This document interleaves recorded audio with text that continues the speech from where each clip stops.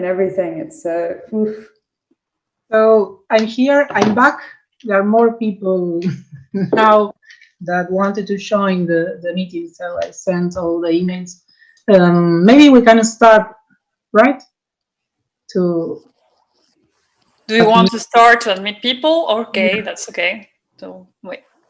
Yeah.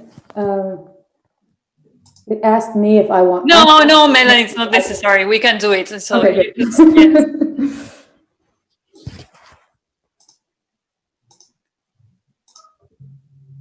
We don't have the option to have like a sort of webinar, because when you have that option, you don't have to assign to the speakers the role of host.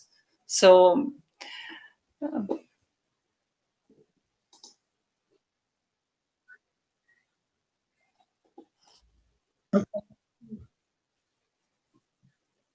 have to look in.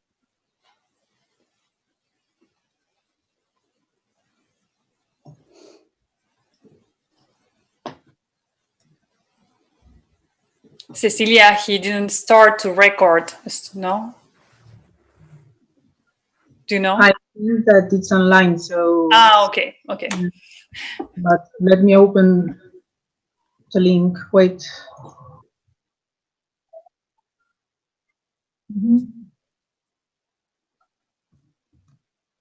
Yes, I will open the link, so maybe someone wants to ask something in YouTube.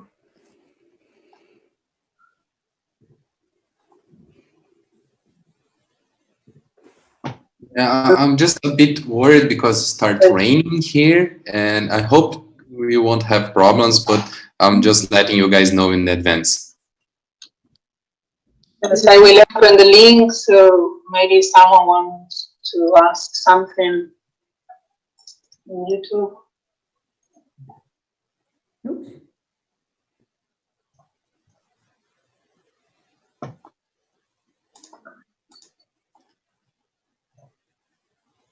So we wait a couple of minutes more. Cecilia? Wait a second. There. Yep.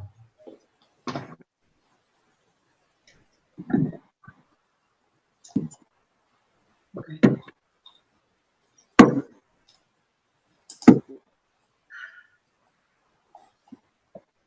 Okay, I'm back. I'm here. Yes, we can wait a bit.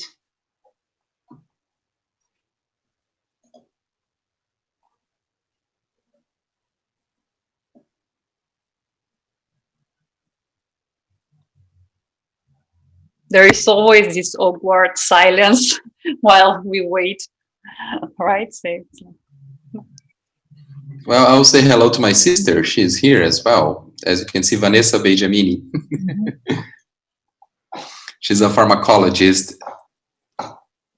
That's great.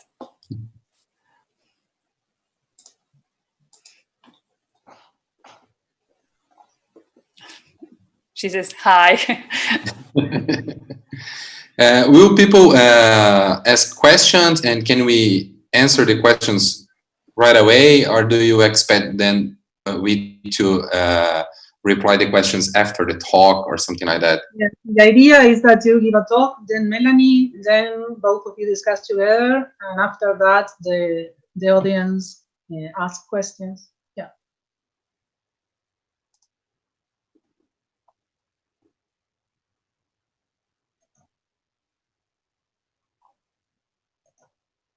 So we are going to wait 2-3 minutes more, 2 minutes.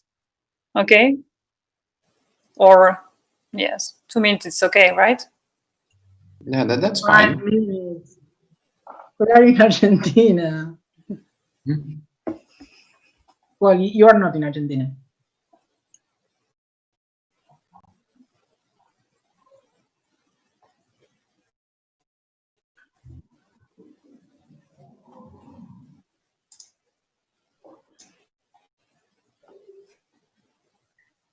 Marina, I don't see the hand here to raise the hand. I don't know. But as hosts, we can't raise the hand, I think. but they have like a hand there, yeah? No, the hand that you have maybe in reactions is to say like that you're talking about that hand. I don't know, in the other platform, you have like a hand, so they raise the hand. No, we can't see the hand as a host. So the other people, I think they have, wait, they can see it in participants, but we can't, I think. So the only hand that we have is in reactions. But they have a hand, right? They have a hand. Yes, they have not a hand, but yes, they have like they can raise their hand. Yes. Right.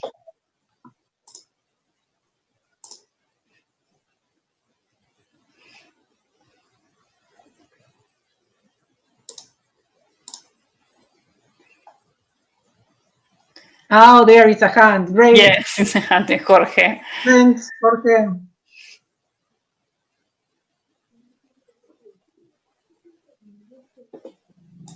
I was just trying.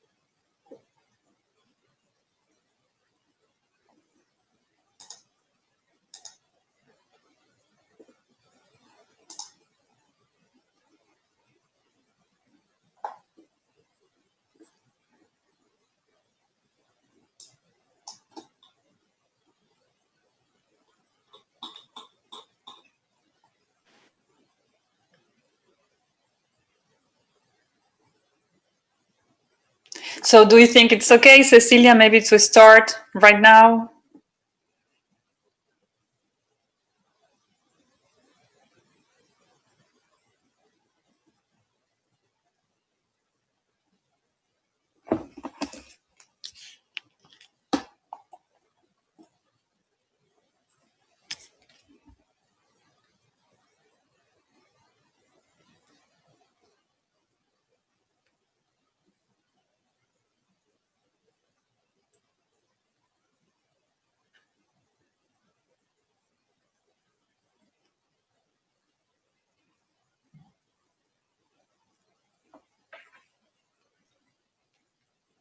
Hi, Susanne. Susanne Dickelman is here. Hey, Ceci, yes. How are you? I'm good. So nice to join you. Hey, Felipe as well. Hey, Susie. Nice Looking to forward meet to you. your talk. I'm glad you're here.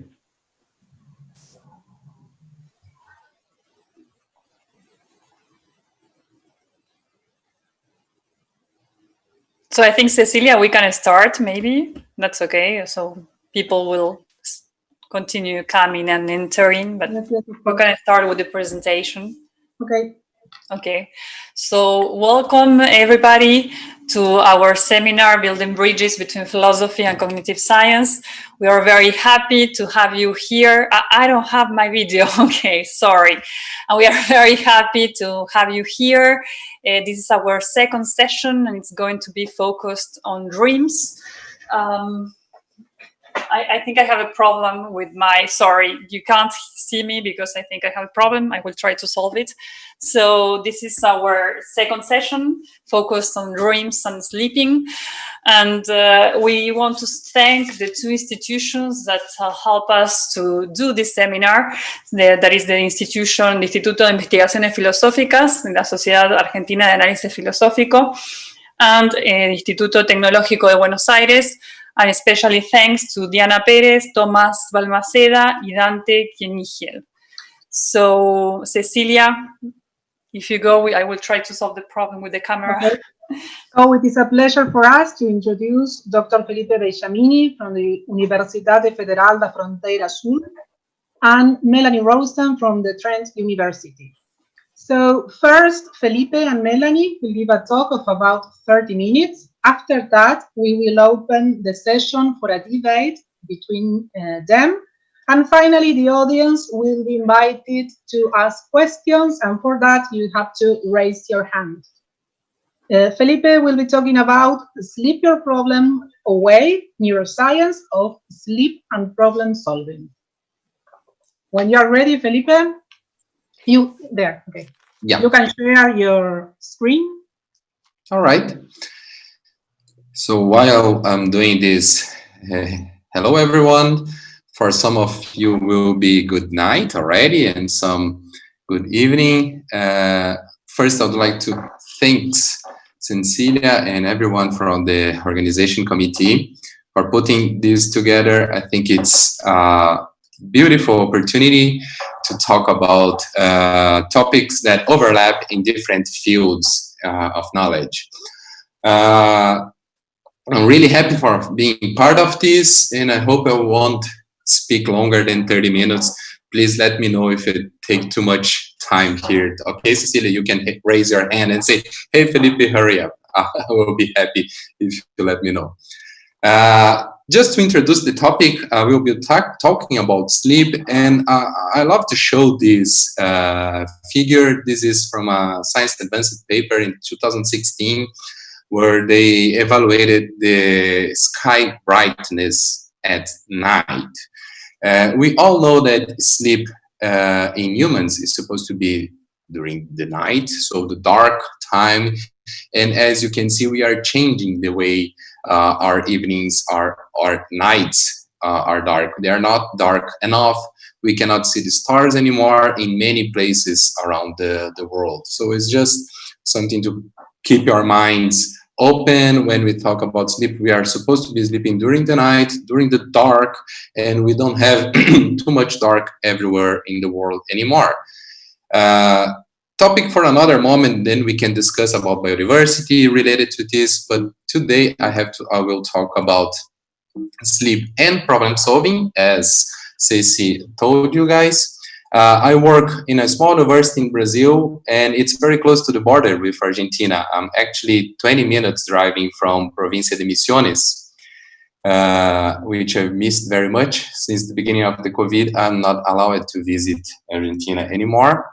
I'm also working in the Bioscience grad school for the Federal University of Latin America Integration, which is a very nice project, Brazilian project, that built an university with spots for Brazilians, but about 30% of spots in this university are especially for Latin American students. So this is a bilingual university as well, and we receive students from the entire Latin America. So if you guys, someone is interested in doing grad school in bioscience, we can talk about this later, and my contact information is here as well. So, sleep your problem away, neuroscience of sleep and problem solving. The agenda here is a very brief introduction about sleep physiology. I won't talk too much about it. I will tell you guys a bit about the inspiration of my work on sleep and problem solving. So I will tell you about the active system consolidation hypothesis and the idea of transforming memories while we are sleeping. Tell you the story of my previous work on napping and problem solving, and then things that I've done more recently, including replication of these previous works as well. So, how do we understand sleep, and what is sleep in a neuroscientific perspective? First, to evaluate sleep, physiologically evaluate sleep, we have to perform several measurements. We call this exam that you can see in this figure here, we call it polysonography. And to perform a polysonography, we need to register electrophysiology from the brain. So the EEG electrodes that are placed here, we have to record eyes movement. So that's why I have electrodes nearby my eyes. We need also muscular information. All the other information is complementary, would be respiratory information and cardiovascular information. But to be able to classify sleep and define the sleep stages, we need at least 3 different informations. So the information coming from your brain waves, the electroencephalogram, the information coming from your eye movements, and the information coming from your muscle tone, so how you can make movements or not. And with all this information together, we can draw beautiful pictures like this one. We call it a hypnogram, and in the hypnogram we describe how much of every single sleep stage a person can have in a sleep episode. So as you can see, we have wakefulness or wake, REM sleep, stage 1, stage 2, stage 4, 3 and 4 of sleep. And those stages are classified according to those three information. So first, we have to look to the EEG recording, the electroencephalogram, to see how much synchronization or the synchronization we have. Because as long as we fall asleep, you can read in hypnogram as a kind of stairs. You go step by step, and the soon you fall asleep, your EEG start to synchronize. And the more synchronized your EEG gets, the more deep your sleep is. So we call stages 3 and 4 of sleep the slow wave sleep and the most deep sleep stages. So that would be a very regular standard night of sleep, followed by stage 1 with a very light sleep. At the moment that we are not very sure if you are sleeping or not, you are reducing your consciousness, you are increasing the threshold for sensory information, and as long as you go deep in your sleep, your EEG waves or your brain waves will be more synchronized. Then you go to the REM sleep, which stands for rapid eye movements sleep, when it's a moment that you're gonna have a lot of desynchronized EEG patterns. So those desynchronized EEG patterns resembles quite a lot with the wake stage, but in this case you will present eye movements with eyes closed, of course, and you don't have the ability to perform movements. There is a motor blockage on movements in this sleep stage. And during a night of sleep, you will cycle through all these stages. So we call these groupments of stages one cycle, from the 1 to REM, 1 cycle, 2 cycles, 3 cycles, and so on. Another very interesting information from this is that if you draw a line and split one night of sleep in 2, you will see that the first half will have lots of slow wave sleep, so this very deep sleep stage, and the second half of the night will have a predominance of the REM sleep or the REM sleep. We differentiate stages 1 to 4 as non-REM sleep and stage REM as REM sleep. So they are not only different according to those measures that I mentioned, but they also are very different in neurochemistry conditions. So our bodies are very, very different between stages.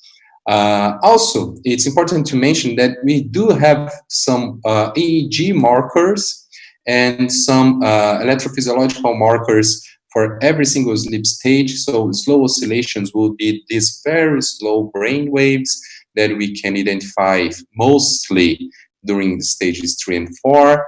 Spindles are oscillations that are quite fast. We define it as bursts of oscillations happening during the stages of 2, 3, and 4 mainly of sleep, and ripple that are oscillations that are happening in the hippocampus, so a specific region of the brain related to memory processing.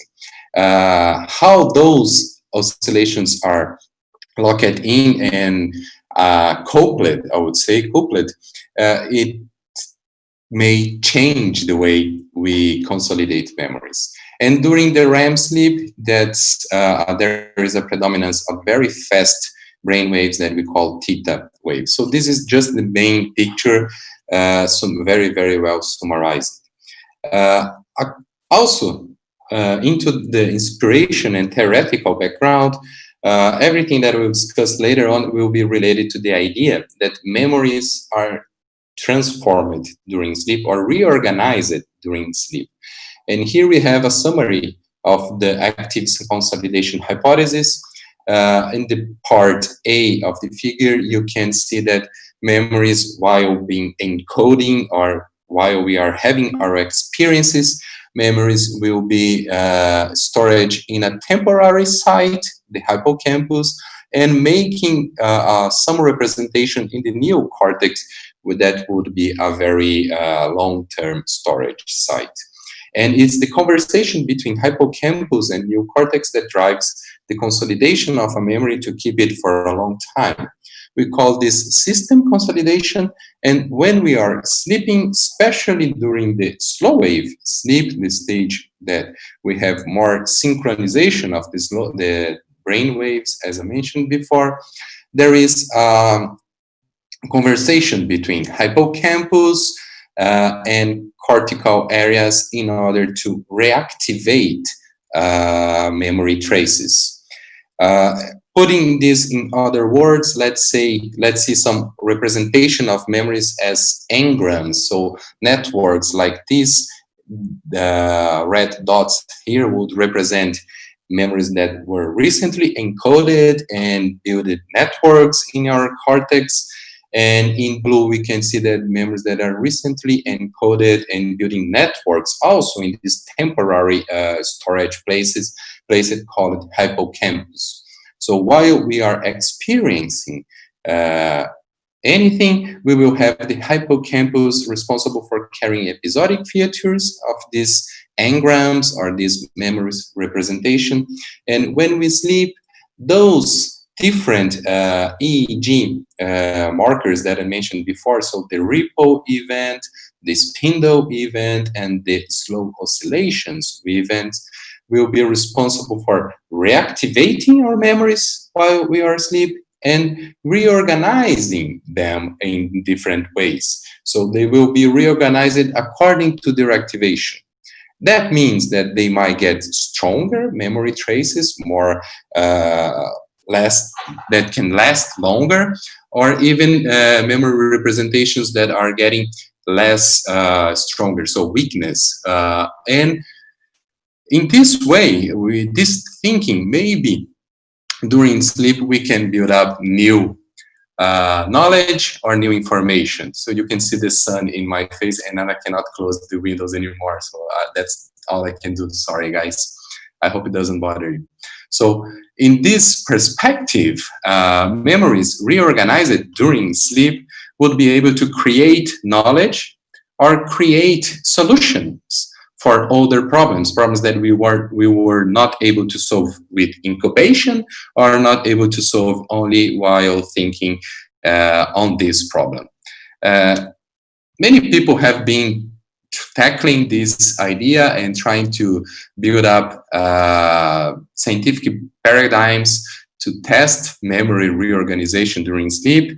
I would mention some in very quickly way, and maybe one of the most known is the Wagner paper from 2004, where they use a task, they call it number reduction. I will explain it later. We can try to evaluate this with association tasks, where you associate words lists according to the semantic information in these lists. You can also test this using paradigms for false memories formation. I will explain in more detail later. Or even the analogical transfer, when you build knowledge in some experience and try to transfer them to another different area of knowledge. So the first experiment, it's this one, Sleep Inspires Insight, is from the Jan Born group in Germany. And the experiment consisted in teaching people this number reduction task. And the task was comprised by two rules, the rule of the same and the rule of the difference. The goal was, okay, I have to understand this sequence, building a new sequence down here, and I have to come up with the last number of my new sequence as soon as possible. So according to the rules, so to beginning, they have to compare those two first digits. So those are the same. If it's the same, I have to repeat it. Now we will compare the following. Those are different, so the rule is the different. I have to come up with the third digit. As you can see, we have only 3 different digits here. So if the rule is the same, 1 and 4, the different one would be 9. 9 and 4, as you can see here, would be 1. 1 and 9 will be 4, and so on until you reach the end of the sequence. People were taught about these 2 rules. They have to practice this for 3 blocks in the evening, and then they got some time for sleep, or they practice this in the morning and spend some time awake, or even were sleep deprived. After this interval that we can call this incubation interval with sleep or wakefulness, subjects were tested to see if they performed better. So the measurement was, okay, how fast they can come up with the last digit that is the solution. What people were not told is that there was a hidden rule. As you can see here, the last 3 digits are mirrored in the beginning of the sequence. So if you find out the second number, you already knew the solution of the problem. You could just type the solution by then, reducing quite a lot your reaction time and being very fast in solving the problem. And the results are very nice because they showed that most people from the sleep group were able to find out this hidden rule and came up with the solution very quickly in comparison to the others. So that was the insight, finding the hidden rule. In this work from Sarah Medley group, they use a different paradigm. So here is the remote associate test, where people are trained on words lists that would have semantic association. So the semantic between the words will be similar, and then you have to come up with a solution word with semantic relation with the sequence. For example, call, pay, line, the solution word would be phone, cookies, hard, 16, the solution would be sweet. So there is a semantic association between the sentence or the sequence of words. And what they showed in these experiments was that subjects who got REM sleep were the ones able to solve it faster and better. Actually, they had a larger amount of improvement in the learning. This was a napping experiment. That's why they could split subjects according to having REM sleep or having only non-REM sleep. So in this case, it seems to REM sleep be important for this kind of problem solving as well. Susan Dickelman, who is with us, also perform experiments on this, and now I'm getting nervous because I don't want to make any mistake on explaining this.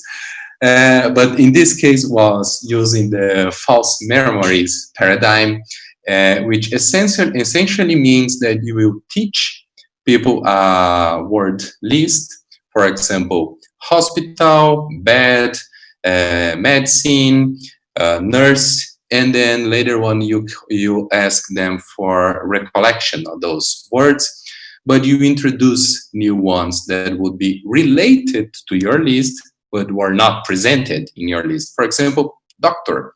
I didn't mention the word doctor, but the word doctor is associated with the content of the list, so we call it a false memory. And in the experiment, they show that, okay, people who spend more time sleeping, they came up with more false memories. There was a variation according to the performance. So the ones who performed better did different from the ones who performed worse in the learning. And it seems that sleep was able to extract gist actually from those sentences. This is one way to see the results. And the analogical transfer problem solving was a paper from Mong Han.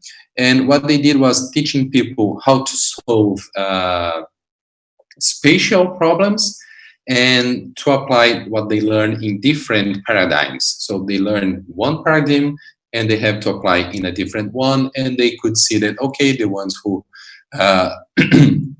had sleep in between sessions, learning and testing, performed better, so they had better accuracy. Now I will move to my experience. I will try to show this video, not sure how it's going to work, if it's going to work perfectly or not.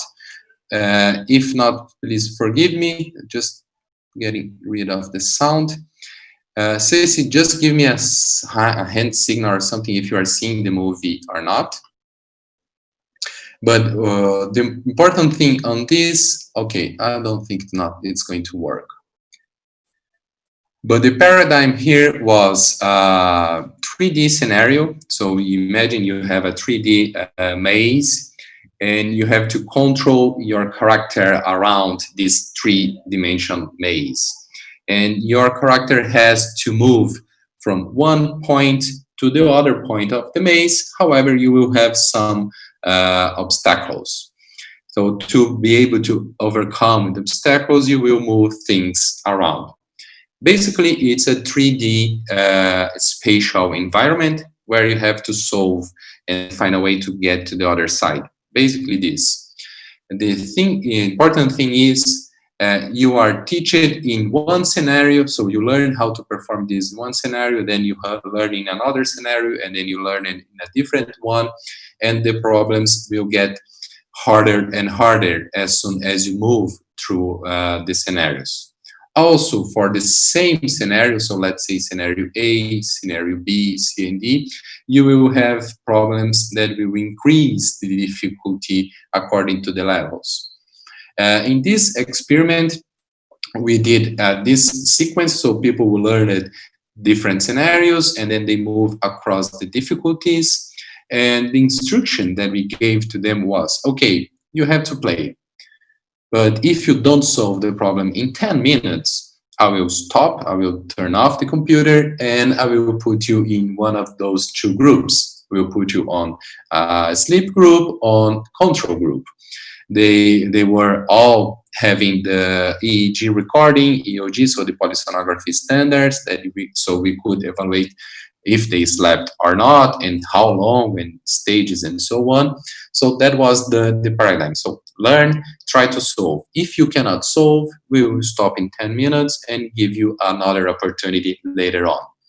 And the groups were very comparable according to age, sex, BMI, chronotype, and several control variables. The napping group, they actually slept around 1 hour and 6 minutes.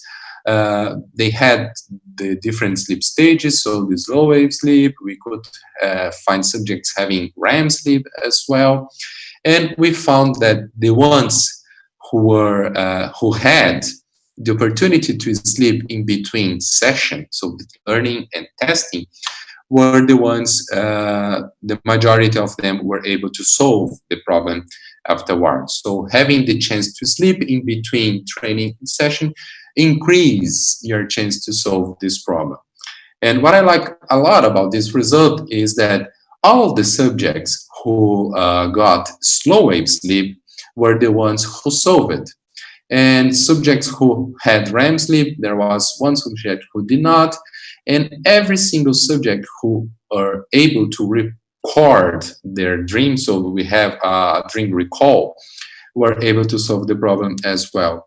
And just as a way to explain why we think this dream might be important for problem solving as well, this is one report of one dreaming from one subject who solved the problem. So he or she, I don't remember, reported, I was talking with some friends of mine, and one of them had many electrodes on his face and hand. Also, there was a kind of tool that controlled his movements. Afterwards, I was in a bus, and the driver forgot to stop at the bus station that I was supposed to drop off. I also remember chatting with a friend about our chemistry exam. What I think it's interesting and quite important in the dream is that it's not directly related to game, but we can identify some traces. For example, my friend had a tool that controlled his movements, and my friend had electrodes in face and hand. So electrodes was were applied to the subjects while they were sleeping in the lab. And the control was maybe a way to associate with the way they controlled the character in the video game. Anyway, our main conclusions in this experiment was very simple. So, okay, the nap was able to increase the chance to solve a video game problem. Slow wave sleep may be responsible for this increasing. So the memory reprocessing that we mentioned before might be the clue. And yes, our findings, they fit on the active system consolidation hypothesis in the idea that memories are reorganized, and as long as they are reorganized, we increase the chance to come up with new solution or new knowledge about things. But of course needs further evaluation. We have to go deep on this. And that's why I went to Germany to work with Susie. And in this experiment, we tried to tackle the problem of the sleep stage associated with the problem solving. So here, we took advantage of the target memory reactivation technique in order to see if we could increase problem solving. So explaining what is the target memory reactivation technique. We already know that we already have enough information to say that, okay, memories are reactivated during sleep in this process of slow wave being responsible for reactivate the memory networks, and even so maybe reorganize them. We do have evidence that if you put others associated to your memory, so you are learning something and this something that you're learning has specific order, you can use the order during slow wave sleep to tag the reactivation of a specific memory. There is evidence that sounds can do the same, so being the trigger of the memory trace reactivated during slow wave sleep. And these evidences already have been reporting for dream. People can dream with different tones as long as they are paired with a specific memory. And there is evidence for modifications of the neural network associated with this stimuli and this memory. Actually, there is evidence for modified behavior.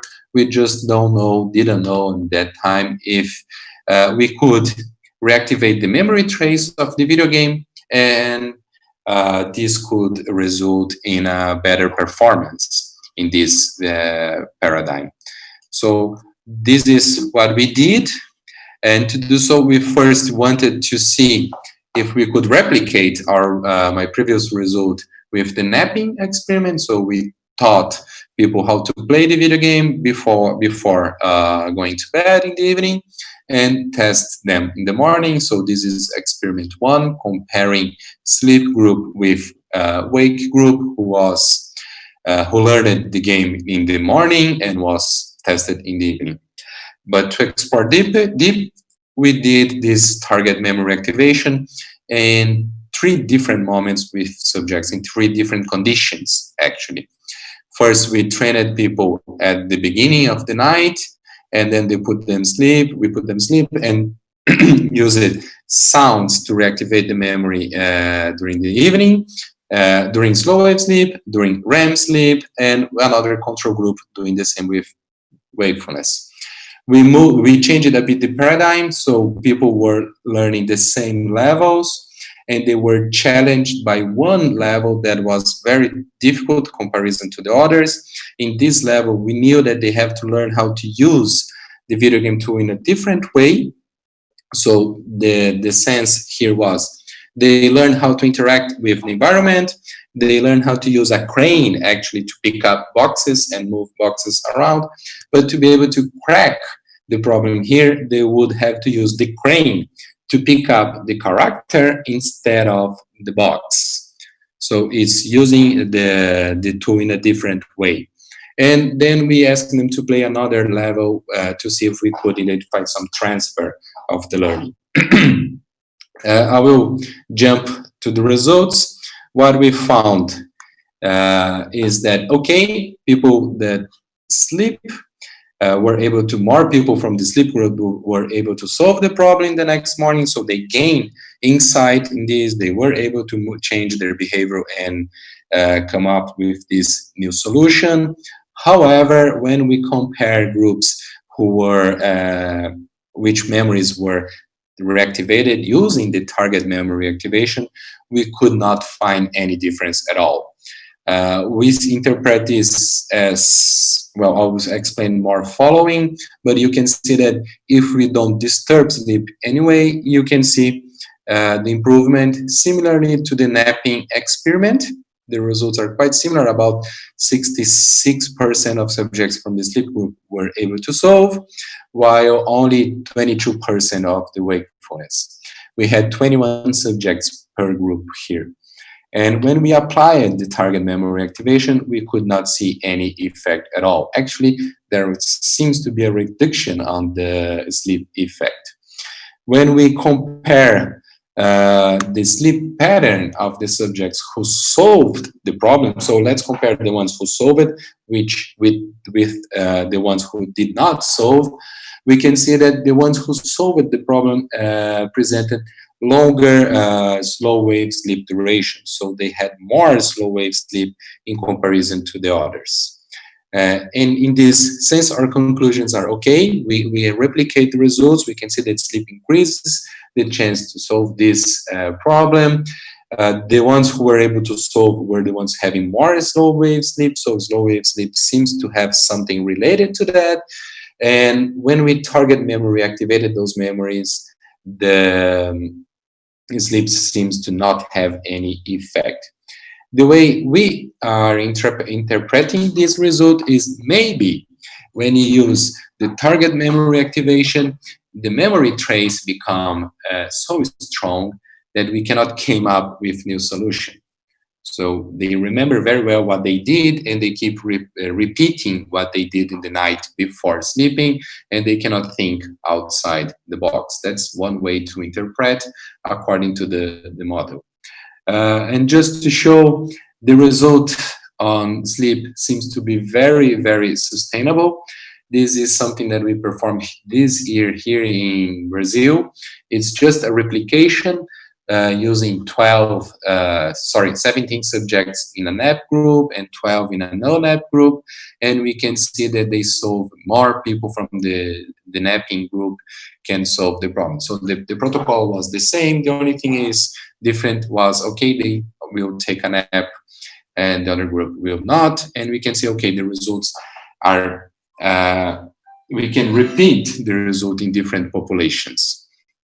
But this is not all, of course. It's not everything working perfectly well. There are conflicting findings. The Monica Schonauer studies, she has 2 papers showing that, okay, sleep does not promote problem solving using different protocols.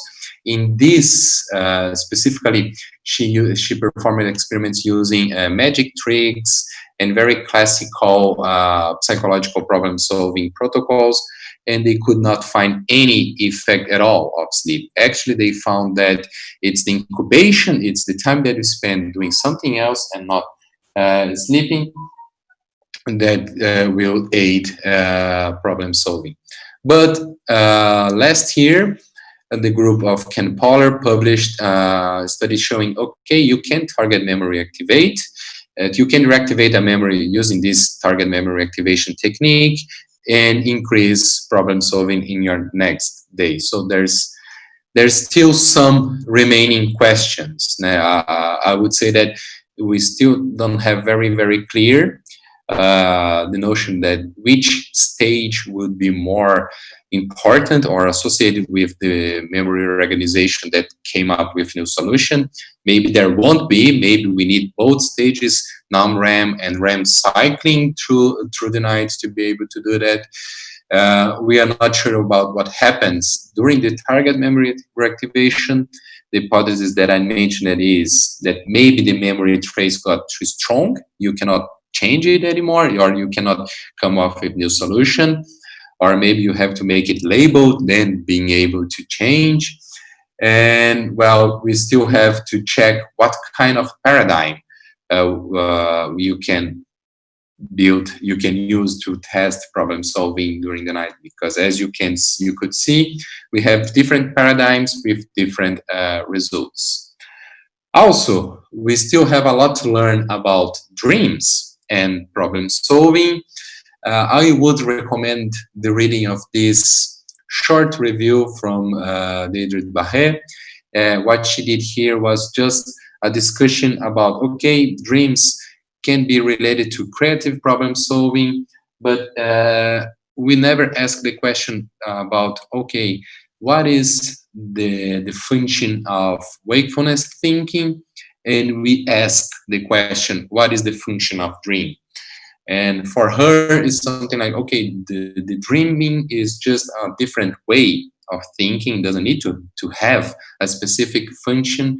And that's why that might be one reason that we have different thinkings during the dreams that can come up with very different ways to explore the world and come up with masterpieces like this one from Frida Kahlo.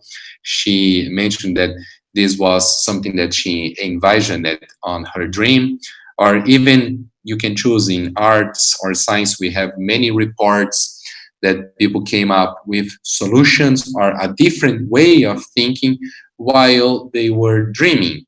Mary Shelley reports that she dreamt about some Frankenstein scenarios and situations from her book. Paul McCartney actually reported that he wrote yesterday while dreaming, and it took a while for him to believe on that because, as he said, so I'm quoting him, because I'd dreamed it. I couldn't believe I'd written it. So he was afraid that it was a kind of plagiarism. And we have examples in science as well. Otto Levy, with the dream of the experiment that gave him the Nobel Prize in physiology, he dreamt that the experiment that proved the chemical synaptic communication. And even Dmitry Mendeleev claimed that he dreamt about the periodic table and how the elements would be organized. There is people very interested on that and performing research on that. I would cite only Siddhartha Ribeiro. Of course, there are many other ways and many other people doing this. And I'm not sure if the book, Siddhartha's book, is already translated to English, but I think people are working on translating to Spanish, as far as I know.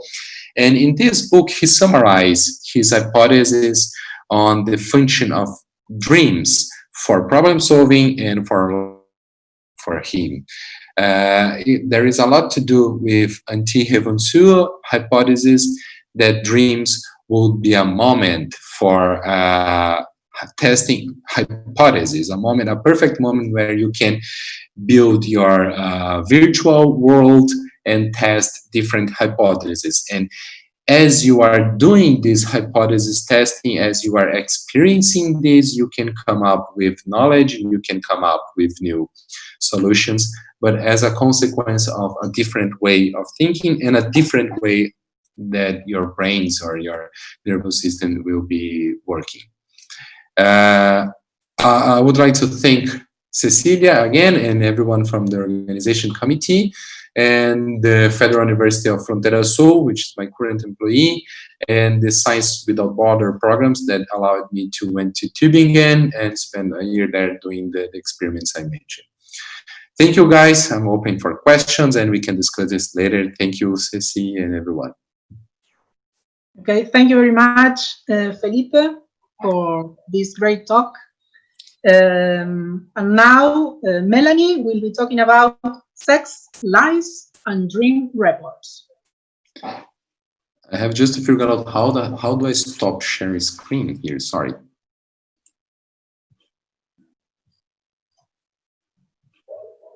I don't know. Yes, I found it. Sorry. Great. Thank you.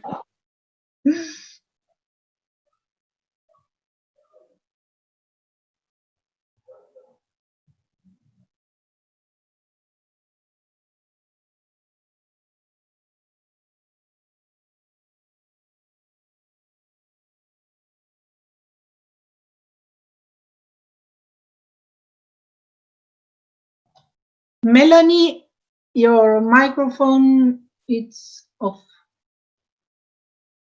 You have to unclick. Well, that answers the question that I just asked, whether people could hear me. Can you hear me now?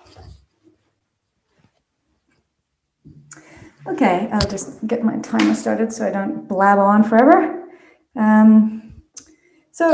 Hi everyone, I'm Mel. I'm currently at Trent University. I've been here for a few months, just starting new job mid-coronavirus. It's been very interesting.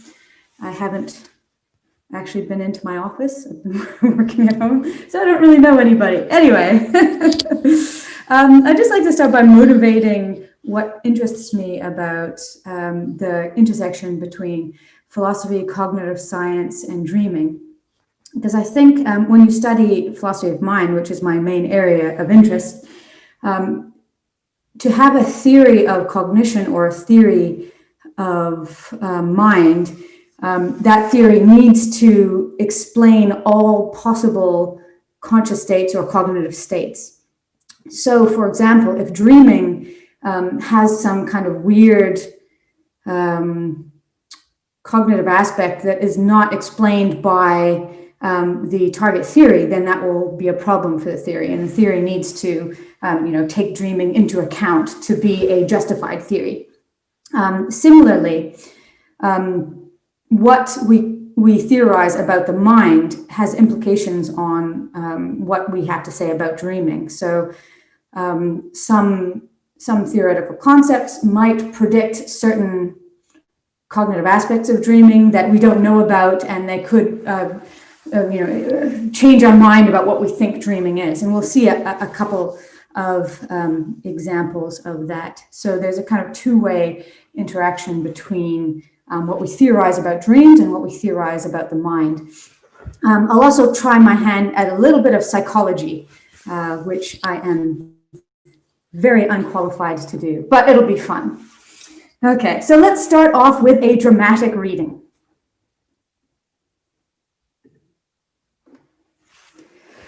A guy that looks like G is with me in bed. He wants to have sex. We have really aggressive sex. The room is dimly lit by a strange hue of light that seems to emanate/illuminate from within the walls.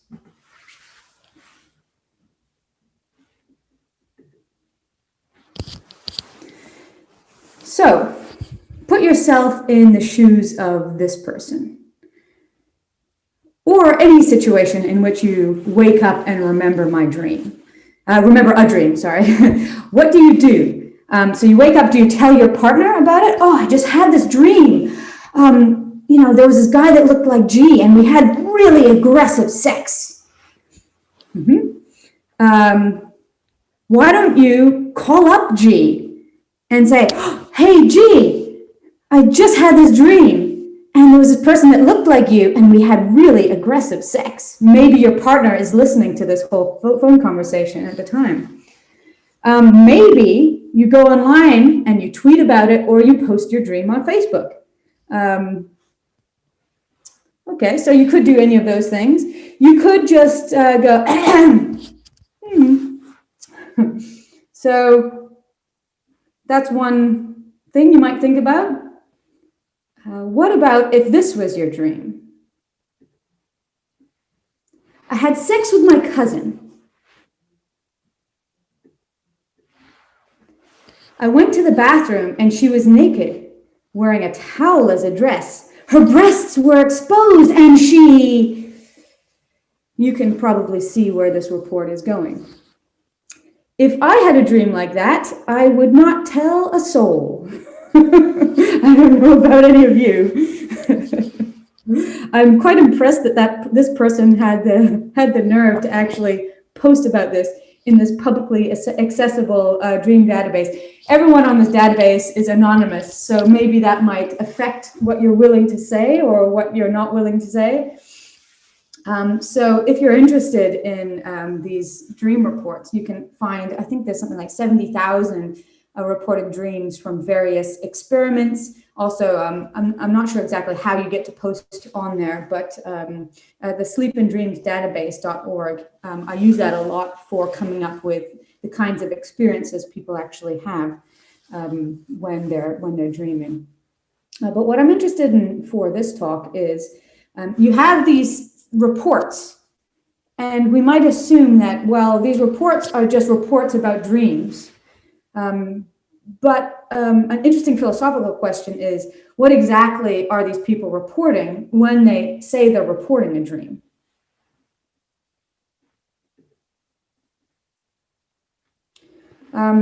You might be the type of person who would wake up from a dream and someone would ask you, oh, did you have a dream last night? And you reply, it's none of your fucking business. So this is an actual report that was on the Sleep and Dreams database. I don't know what led to this example, but I don't know why you're posting it in the first place, buddy. Okay, so what is a dream report? Well, that depends on a few things. It depends on what, if anything, dreaming is. So that sentence might be confusing to you. What do you mean, what, if anything, dreaming is? We'll get to that in a second.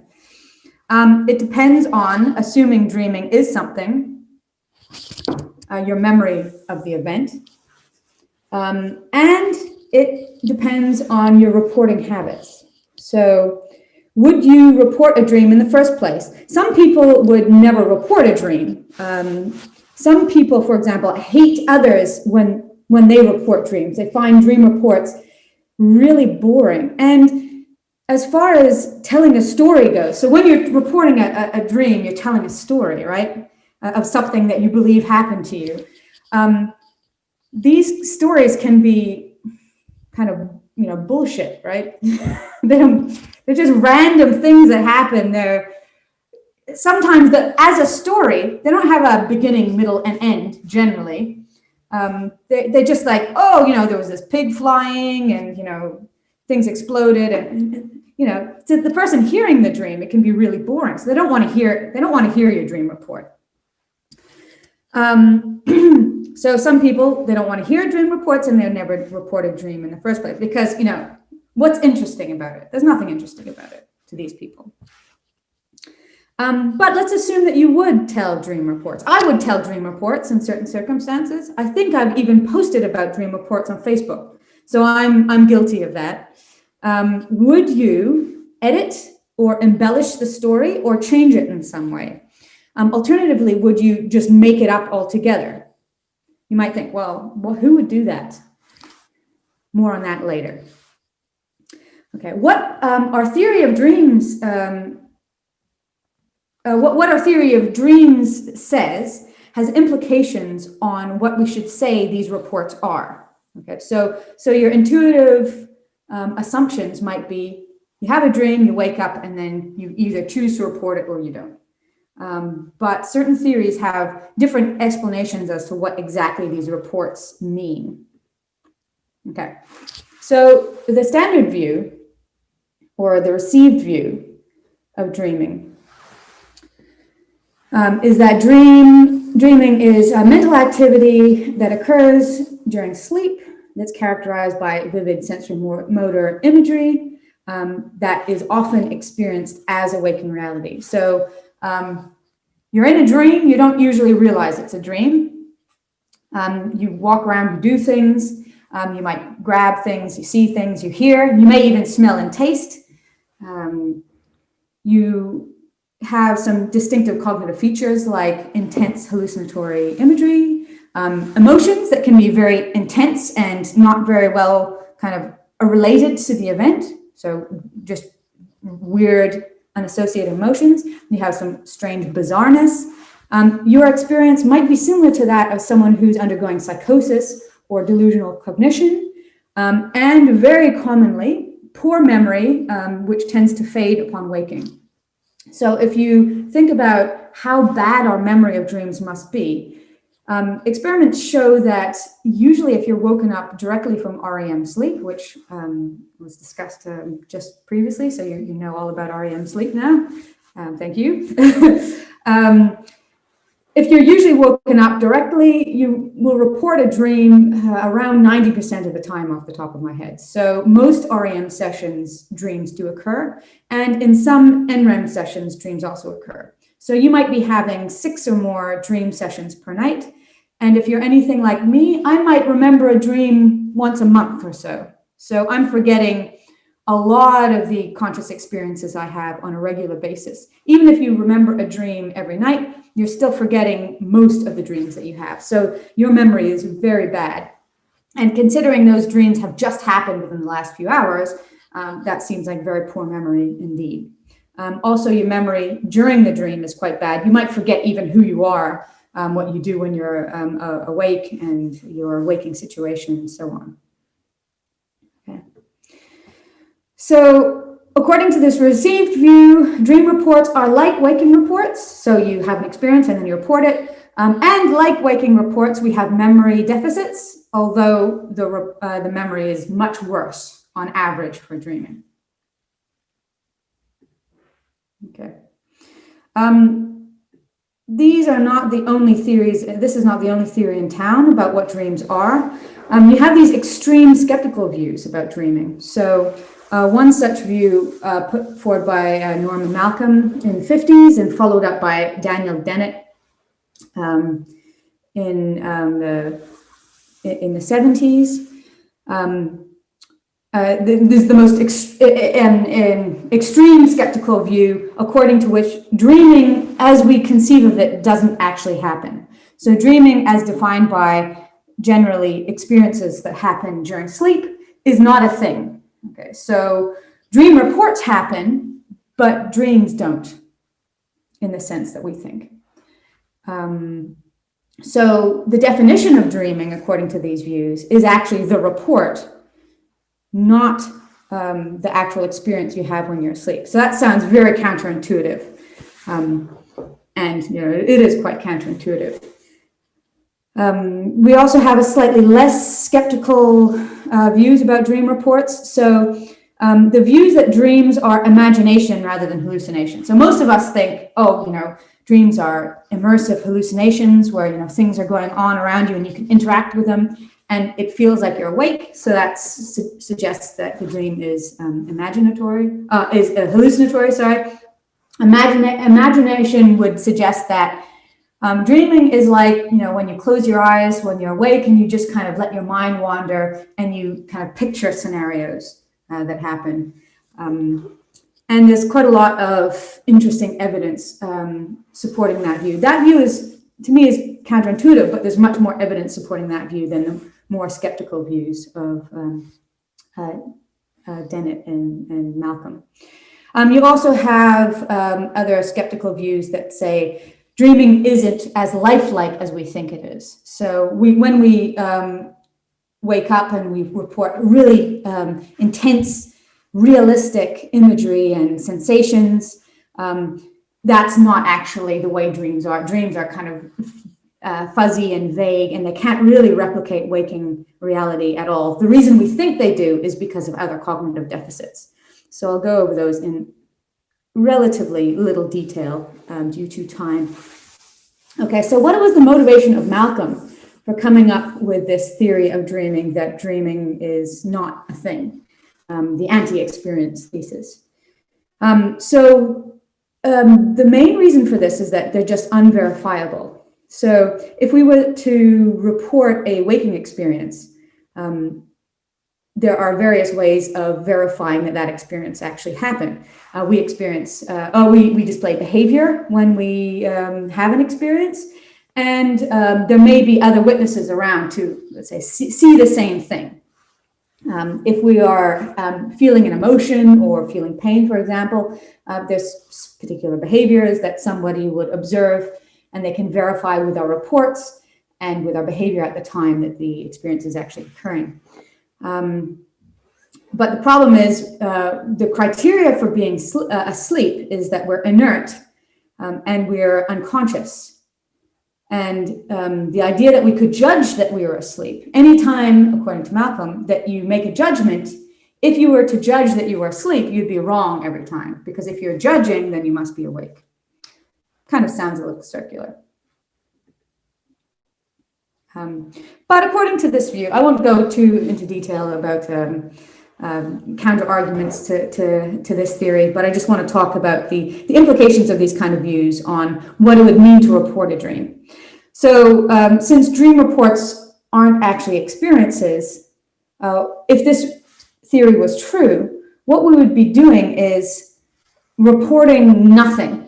So we'd be waking up, would maybe have an impression that we just had an experience, but that impression would be false. So we'd be making a false report about something that we believed happened while we were inert and asleep. But it would be completely confabulated. I'll make a distinction between confabulated and fabricated, because confabulated, I'll say, refers to when we unintentionally make something up. So we make something up, but we don't realize that we are. So like, let's say a false memory would be a confabulation. A fabrication I'll use to refer to when we actually intentionally make something up to mislead. Or so if I was to lie and said, oh, I had this dream last night and I punched you in the face, and I was just making it up for some reason, that would be a fabrication. So in this view, dream reports would be confabulations. But why would this happen? Why would we wake up and have impressions that we had experiences that we didn't have? And sometimes these dream reports can be quite detailed, right? They can be a whole narrative. The narrative, as I said, can be quite boring, and it doesn't have a story narrative like a beginning, middle, and an end. But the reports can be, have sections and different events happen, and there can be causation. You make choices and they have outcomes and so on. So these can be quite complex. Why would we have the impression of these stories if we didn't actually have dreams? Malcolm doesn't really give an answer. All he really argues is that because they're unverifiable, we shouldn't say that they actually happen. But Dennett comes up with a possibility for why this might be the case. And that was his cassette theory, which came up in the 70s.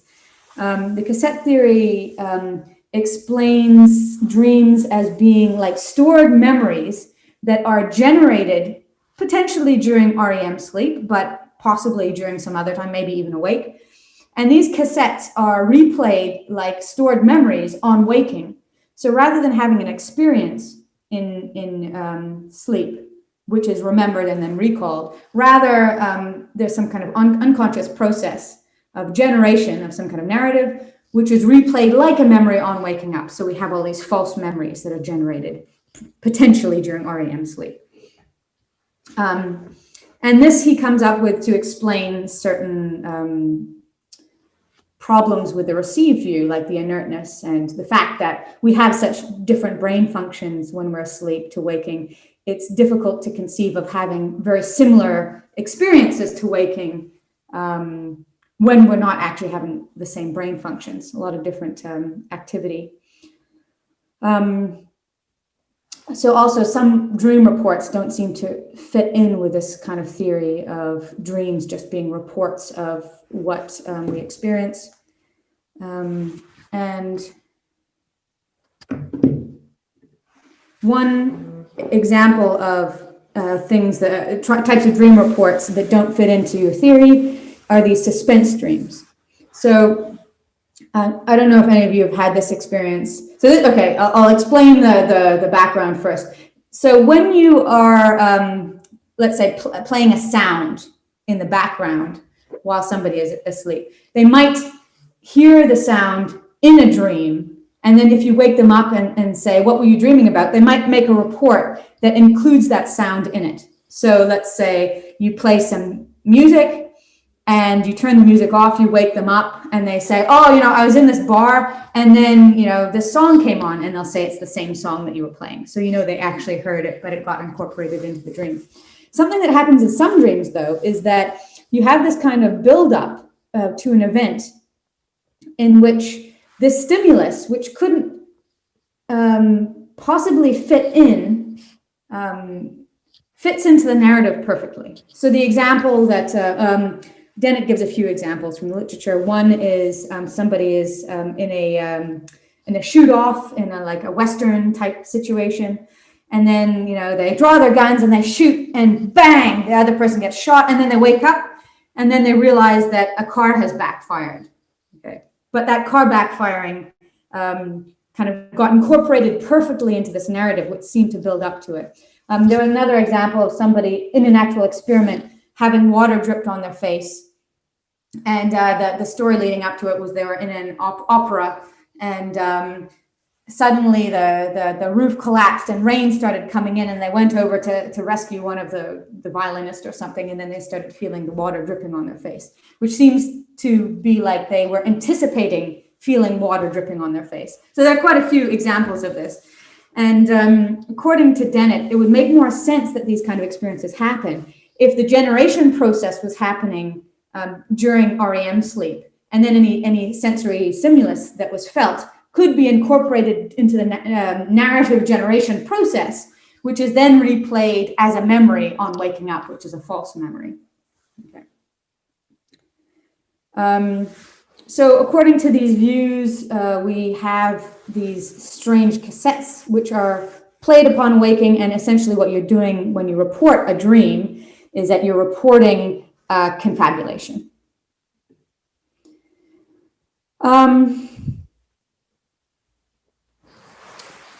Problem is, we don't really have any evidence to think this type of cassette system occurs. Some of Dennett's reasoning for this has been outmoded. So he thought the fact that we're paralyzed during dreams was a big problem for the received view. Since the discovery of REM, sleep behavior disorder, and research on this. So some people actually act out their dreams. It seems that the reason we don't usually act out our dreams is that we become paralyzed in sleep. If that system fails, then we do act out our dreams, and it can be quite dangerous. So, you know, you don't really want to be acting out, let's say, a dream in which you're diving into a swimming pool. When you're standing, you know, you get up, you stand on your bed and you dive off, you can get seriously injured. So you can see evolutionary reasons why we wouldn't act out our dreams. We still have reason to be skeptical about some dream reports, but it seems these highly skeptical views about dreams don't seem to be very plausible. We don't really still have a good reason to explain why we would have these fantastical reports. Okay, so the imagination model has different theoretical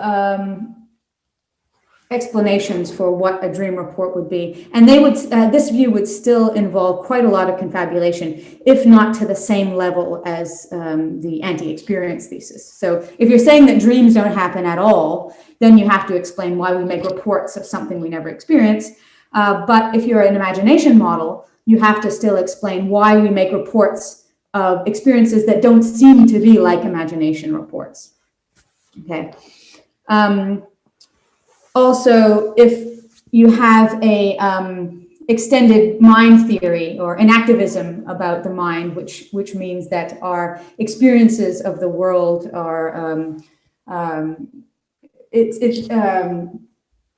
the mind actually is partially explained by our interactions with objects, let's say. You can't just have experiences with a brain alone. You actually have to be interacting with objects, which is Noe's view of the mind. According to that view, we shouldn't really have realistic dreams. And Noe says that dreams can't possibly be realistic. According to that view, a lot of our reports would also have to be confabulated. So any report in which somebody says, well, you know, I thought I was awake and it was really realistic, that has to be confabulated. Okay.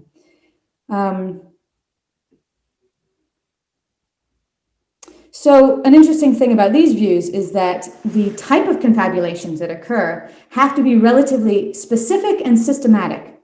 So this is because we tend to report realistic wake-like dreams very often. And that would mean that every time we make that kind of report, some kind of confabulation is going on. So it would be specific, we confabulate about this particular thing, and systematic in that we do it very commonly. Okay, so here's an example.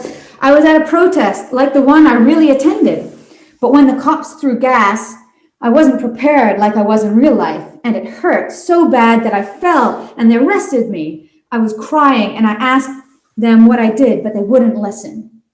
So this seems like the kind of report of somebody who had a similar experience to what happened during wait. They were crying and they were terribly afraid. And that's not the kind of experience you would usually report if, say, you were having an imagination. Another one, this has been cut down. It was a really long report, but I just cut it down a lot for time. My 7th or 8th grade students are heading out to a field trip. Donald Trump has his driver's side door open, standing between it and the car, gesticulating to the bystanders. I want him to get in the car and drive my students to the destination. I yell out, "Get in the car and get it moving. The students need to get to their field trip." But he doesn't stop talking. I can't get his attention, and I just can't bear to call out his name, President Trump. I woke up, and my dream was so real, I'm still bothered by it. Okay, so this person, after waking up, they assessed how realistic the dream was, and they think to themselves, oh, how upsetting. They know it's a dream, but it's still really emotionally upsetting to them. So this gives strong evidence that these reports are of something realistic, but according to these skeptical views, these reports have to be systematically confabulated.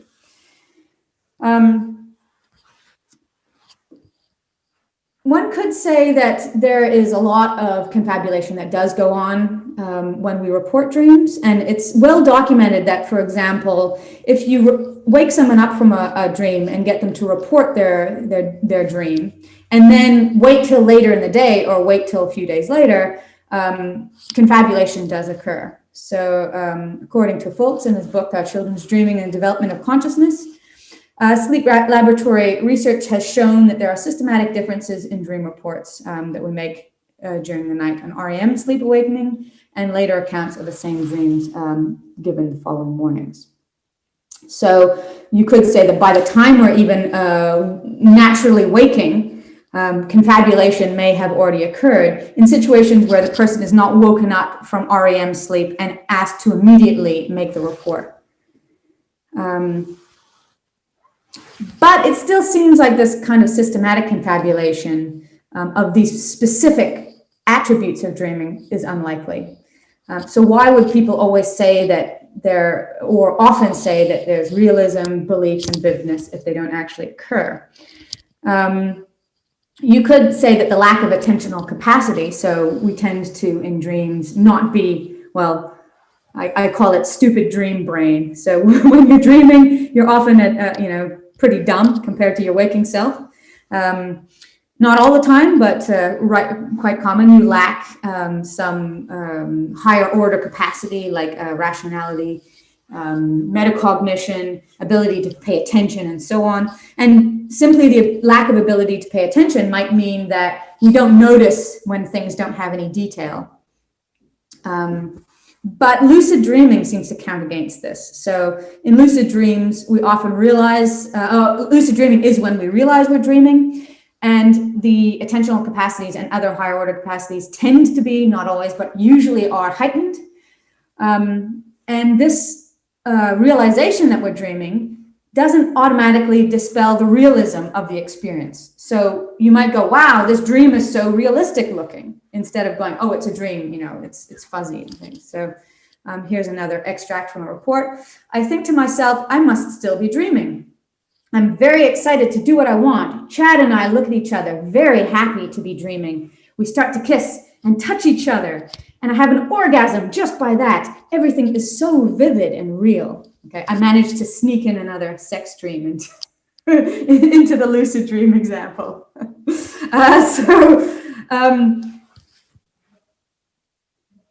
Would suspense dreams, though, suspense dreams that I talked about, the firing of the gun and the backfiring of the car, would suspense dreams count against some kind of idea that there's no systematic confabulation? So I'm saying systematic confabulation of specific elements doesn't seem very likely. Wouldn't suspense dreams be some type of systematic confabulation? So if it's the case that whenever we hear something in a dream, we always confabulate it to be into this like particular narrative where it fits in seamlessly.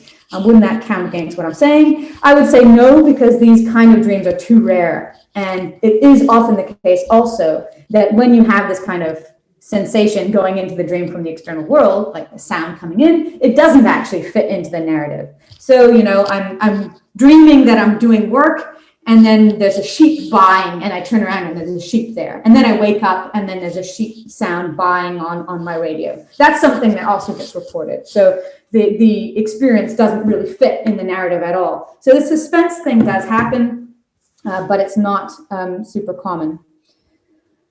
Okay.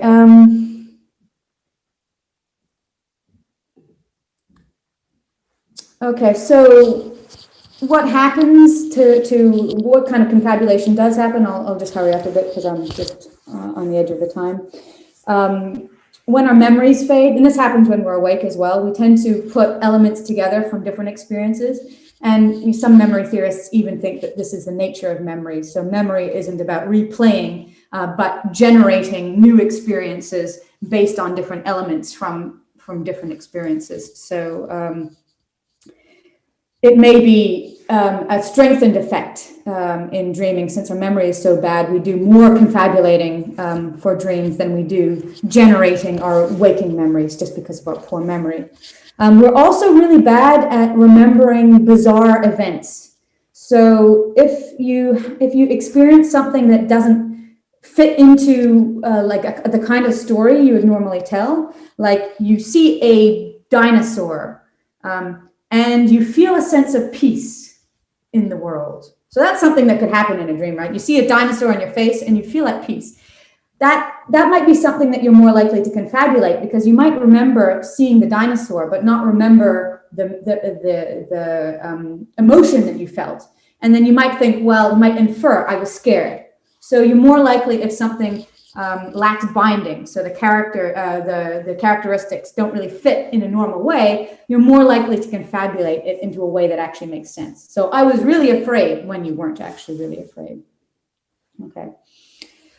So I've talked about confabulation, but what about fabrication? So I'm coming into this talk and I'm going to just tell everybody that I had a dream last night, and I don't remember a dream at all, but I'm just going to make it up, like, oh, I had this dream and I was fighting guys and I, floated away and yeah, I can see you're all really impressed. Why would you do that? Like, why would you lie about a dream? People would just go, yeah, okay, that's a dream, fine. I mean, you could say, why not? So no one is going to be able to tell that I was lying because you weren't there. Nobody was there except me. But why would you do it? What do you have to gain from it? But yes, some people do lie about dreams. Okay, so now I kind of dip my toe a little bit into psychology here. So I've had the impression sometimes that when people told me their dream that they were lying, and I can never be sure, but you sometimes get this sense that they're making it up. And I mean, there are situations where I would definitely I would tell people if I had I just had sex with my cousin dream, I definitely wouldn't tell anybody about that. So admittedly, there are definitely things I would leave out of a dream. But if you ever go to a dream conference and you go to some of these talks where you talk about and analyze each other's dreams, you get the impression that people are just making stuff up to sound like deep and meaningful. And it tends to come from people who really think dreams tell you something about them. So if you believe that your dream tells you something, I don't tend to believe this. I think dreams mostly are, philosophically interesting, psychologically less interesting, cognitive trash. But if you believe that having creative dreams makes you a creative person, then you might, get some kind of, benefit from telling that creative dream that you're just making up right now, right? It might also tell people something about your subconscious, about your abilities, or about your personality. So that might motivate certain people to tell stories. And there are a lot of people that think creative dreams are associated with creative waking. And that's not necessarily the case, but, you know, people also encourage their children to tell stories about dreaming because they think, well, if my children have creative dreams, that makes them creative people. So they're really motivated to get their children to report these dreams. You also might be motivated to lie about your dreams because it's just embarrassing for various reasons. One example is there's emotional carryover.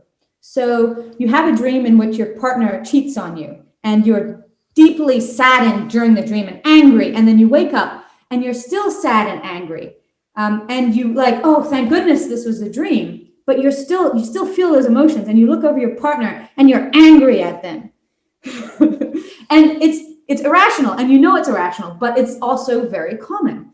So you might have a look on your face and they might say, oh, what's wrong?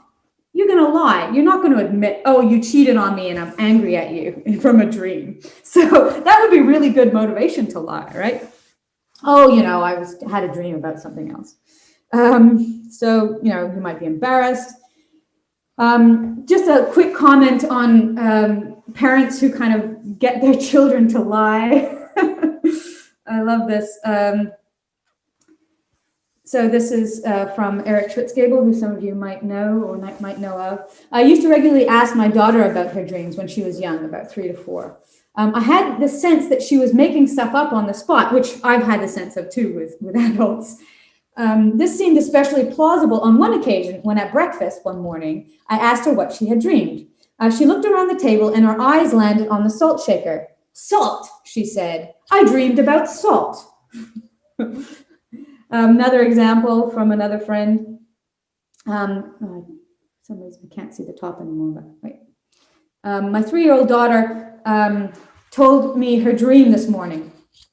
There was a black and red monster that sometimes turned gray, and a white owl protected her. When I got enthusiastic about the dream, she asked for more details, and she got the feeling that her daughter made up another owl. So, oh, there was this owl and it saved me. She was like, oh, what happened then? Oh, there was another owl.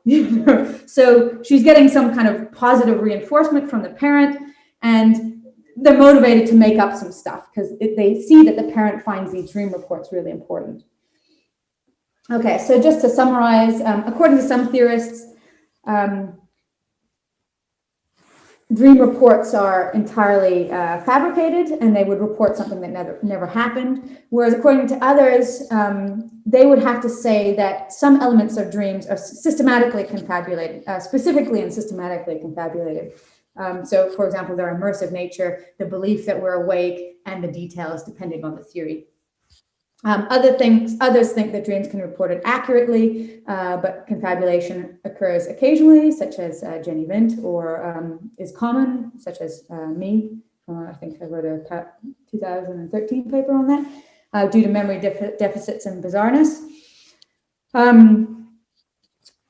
Confabulation is not the only reason we have to be skeptical of other people's dream reports. People lie about them, which is just a very psychologically interesting attribute of people. And I think, although I don't think the content of the dreams in terms of psychological analysis is very interesting, what people are willing to tell could be psychologically interesting. So what you're willing to say, or if you're willing to make up reports, or if you report your dreams online, that might say some interesting things about you, in the same way that like what you say about a movie or what you say about some kind of other story could reveal interesting things about who you are as a person. The dream report itself is not the key. It's what you're actually willing to say and how you're willing to say it that might say something about you. So be careful what you post. Right. This was, I put this photo here because I've got a puppy downstairs, and I thought if she makes any noise, I better show you what she looks like. Thank you a lot, Melanie, for your great talk. And now we open the session for a debate between both of you. And maybe, Felipe, it would be great if you could give your idea about what dreams are from your perspective. So maybe we can reach to a a bridge we can build, starting building the bridge between philosophy and neuroscience? Let's try. Yeah, I can try.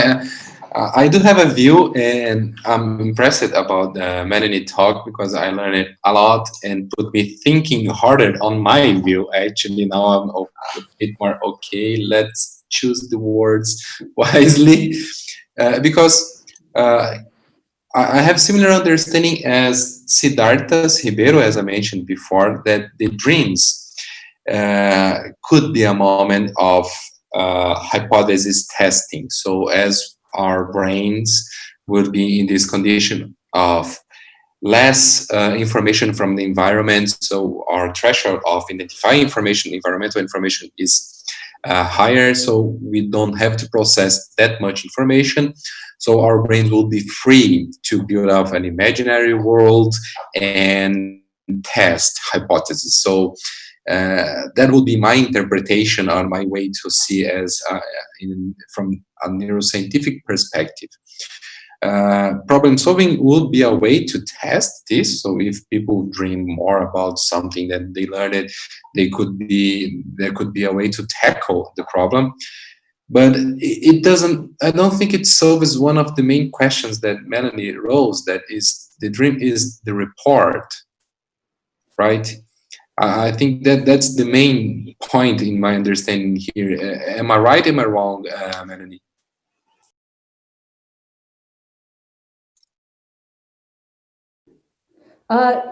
It depends on the theory. So the extremely skeptical views would say that the dream is the report. I don't subscribe to that, but it does have interesting implications. But if we say it's okay, it's beyond a report, it is an experience. And one of the dream reports that you mentioned, I think it's a good example of that. The one that the person mentioned, okay, I had this dream and I'm still upset with this dream. This is a way to say that, okay, this might be an experience, but a different experience. And when you are in a different physiological condition, how can we access that and say, okay, this is confabulation coming from the report, or this is just how the person experienced their dream? So how would you test the theory, do you mean? Yeah, kind of. Yeah, I guess that's difficult because, I mean, at the moment we can't really look into people's brains and well, there's some experiments that show a little bit of what's going on, but of course those experiments are based on large statistical samples of that person's previous dreams, right, which depend on their reports. So I think what was it, after something like you put someone in an fMRI, in an MRI, and you wake them up several 50, 60 times and get them to report what their dream was about, and after then you can predict some general topics about what the next dream will be about. That's kind of the best we can do, but it's already based on the reports that we've made previously. So if you can't trust the reports, you can't trust that data either.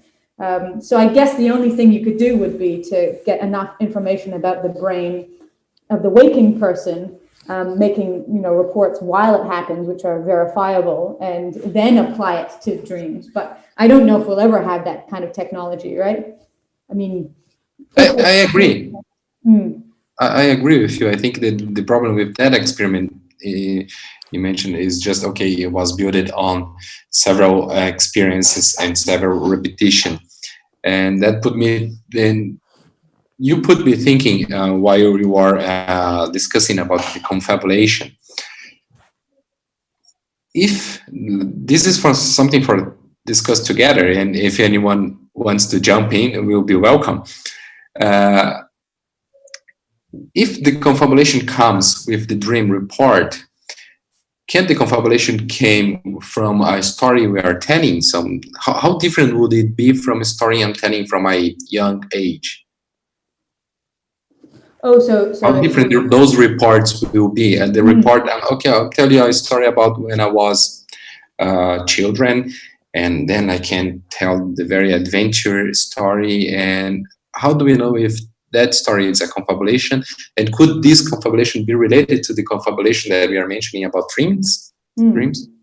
Yeah, I mean, it seems like something that would happen while you were, 5 years old, and they did some experiments where they managed to convince people that they had memories of, what was it, hot air ballooning, and you can actually kind of, I can't remember what the technique they used to do that, but I think it was just it was either hypnosis or repetition, and they got the person to imagine that they had been hot air ballooning. So in the first session, the people would report, oh, I've never been in a hot air balloon, and then several weeks later, they would come to believe that they have and have some like details about the experience. So, I mean, complete confabulation of waking experiences does happen. So we have reason to think that, sure, that could happen of dream reports too. But the difference there would be that usually the dream that you're reporting this morning happened within the last 8 hours, and most likely within the last few minutes, because we're much more likely to remember those ones that happen right before we wake up than ones that happened several REM like cycles ago. So yeah, I mean, but there's definitely overlap. You could say that the confabulation is just sped up because of the poor memory. Instead of having time being the limitation, it's just your brain activation is not good for memory consolidation in those stages. So you have to mix things up if you want to tell a story, right? I see. Thanks. I had a question for you about what exactly. So I'm quite interested in this gaining abilities from sleep. And I'm always kind of a little skeptical of this idea that we gain abilities from dreaming. There are some experiments of particularly focusing on dream insight rather than sleep insight. It totally makes sense to me that after a good night of sleep, you'll be better at an activity. Something you found really hard to solve yesterday, you go to bed and then, it's much easier to solve in the morning. That seems to be regular. But whether a dream could contribute to that, or if dreaming is some kind of, in this process, as we say in philosophy, an epiphenomena, like the dream happens, the brain activation happens, which is the important thing, like the REM sleep maybe, or whatever, a slow wave sleep. You said you weren't sure which one was the really important one, but whatever activation is happening, that causes the neural benefit, the benefits to your brain, the benefits to your cognition. And because all that activation is happening, the dreams also happen, but the dreams themselves don't really do anything. What do you think of, or do you think that dreams kind of might play a role in, solving problems or? Well, I see. Let's say that if we could generate dreams, those generate dreams would be useful or useless, something like that. Mm-hmm. I don't think we have evidence enough to answer that quickly. I don't think we do have enough experiments, because of the main problem here is, okay, how do we know this, how real is the dream report? But considering the neuronal reactivation, I would say that if we reactivate a memory trace, many things can happen. One is you can make this memory label, and then they can change. They cannot be the same. That happens when we are evoking your memory. You are telling a story. You are making your memory more label, and can be. You can generate interference, and this could be the thing that are happening during the dreams. You are reactivating memories. You are making them label, and then you are make them able to change, and this change may or may not be useful. That will be the main idea I have on this this problem. Yeah, so the experiments I was thinking of, well, there's several. One was, I can't remember who did the experiment, but they asked people to solve a, one of those, quiz, like a brain teaser thing. And how many people could solve it? And then they were asked to, think about it as you're falling asleep. And out of the group, more people actually reported a dream in which they solved it than the people who solved it before falling asleep. And the fact that they actually report a dream in which the solution comes to them gives a little more credence to the fact that it's the dream itself and not some kind of other activation that's happening at the same time. Mm-hmm. But also those experiments with, say, dart throwing, people practice darts in lucid dreams and it improves their performance. There was a game with coin tossing. Yeah. I think there is an experiment with motor imagery as well. You are imagining yourself performing some movements, and the motor imagery goes into your dreams. It can increase performance as well. And also, there's something important that you mentioned, that for memory consolidation, that perhaps Ceci and Susie, if they want to jump in later, they can talk about it, is the relevance. So the future relevance of a memory can be a marker for this memory to be consolidated, and for sleep actually to work on the memory consolidation in, let's say, in a deep way. So if your memory is market to be for the future relevance, for, let's say, okay, you have a test in 2 or 3 days, so I have to study now because the test is coming. The information related to the test will be retained longer than the information related to the other learning activity that are not supposed to be used in the future. That's also part of the sleep. We could say, okay, this is a sleep job, selecting information that might be relevant for the future, and in evolutionary perspective, it makes a lot of sense. We cannot remember everything. We cannot remember everything in an exactly way that it happened, but we have to remember things in a way that we will perform better next time.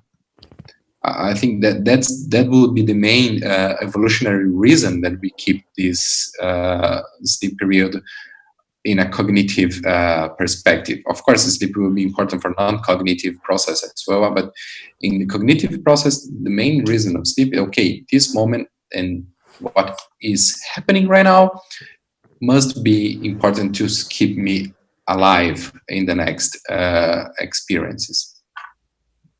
So, Felipe, with that point of view, you think that dreams are like due to reactivation or integration maybe of memories, but what about codifications? If we think, for example, in lucid dreaming, that I want to fly or I want to recreate or create a new scenario, I can do it. So do you think that, for example, codification is also involved in dreaming, or just reactivation and integration of memories? I don't have a really strong answer for that, because I am a lucid dreamer. I frequently dream that I'm diving and I'm enjoying swimming and driving a lot. And then when I realize that this is a dreaming, I enjoy that a lot. So I can dive longer and then I can breathe inside water. So I don't want to mix my personal opinion with scientific opinion here. It's hard to separate those, very difficult, but it might be one way of we practice abilities. And this is something that I think would be very nice to do those experiments. Okay, let's see if professional music players, they will have this reverberation of the music they are playing while they're dreaming, and if they have lucid dreams, will they perform better? Will they perform worse?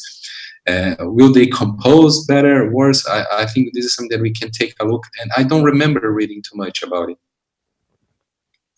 We have some questions in the audience. Federico Barrera, you can...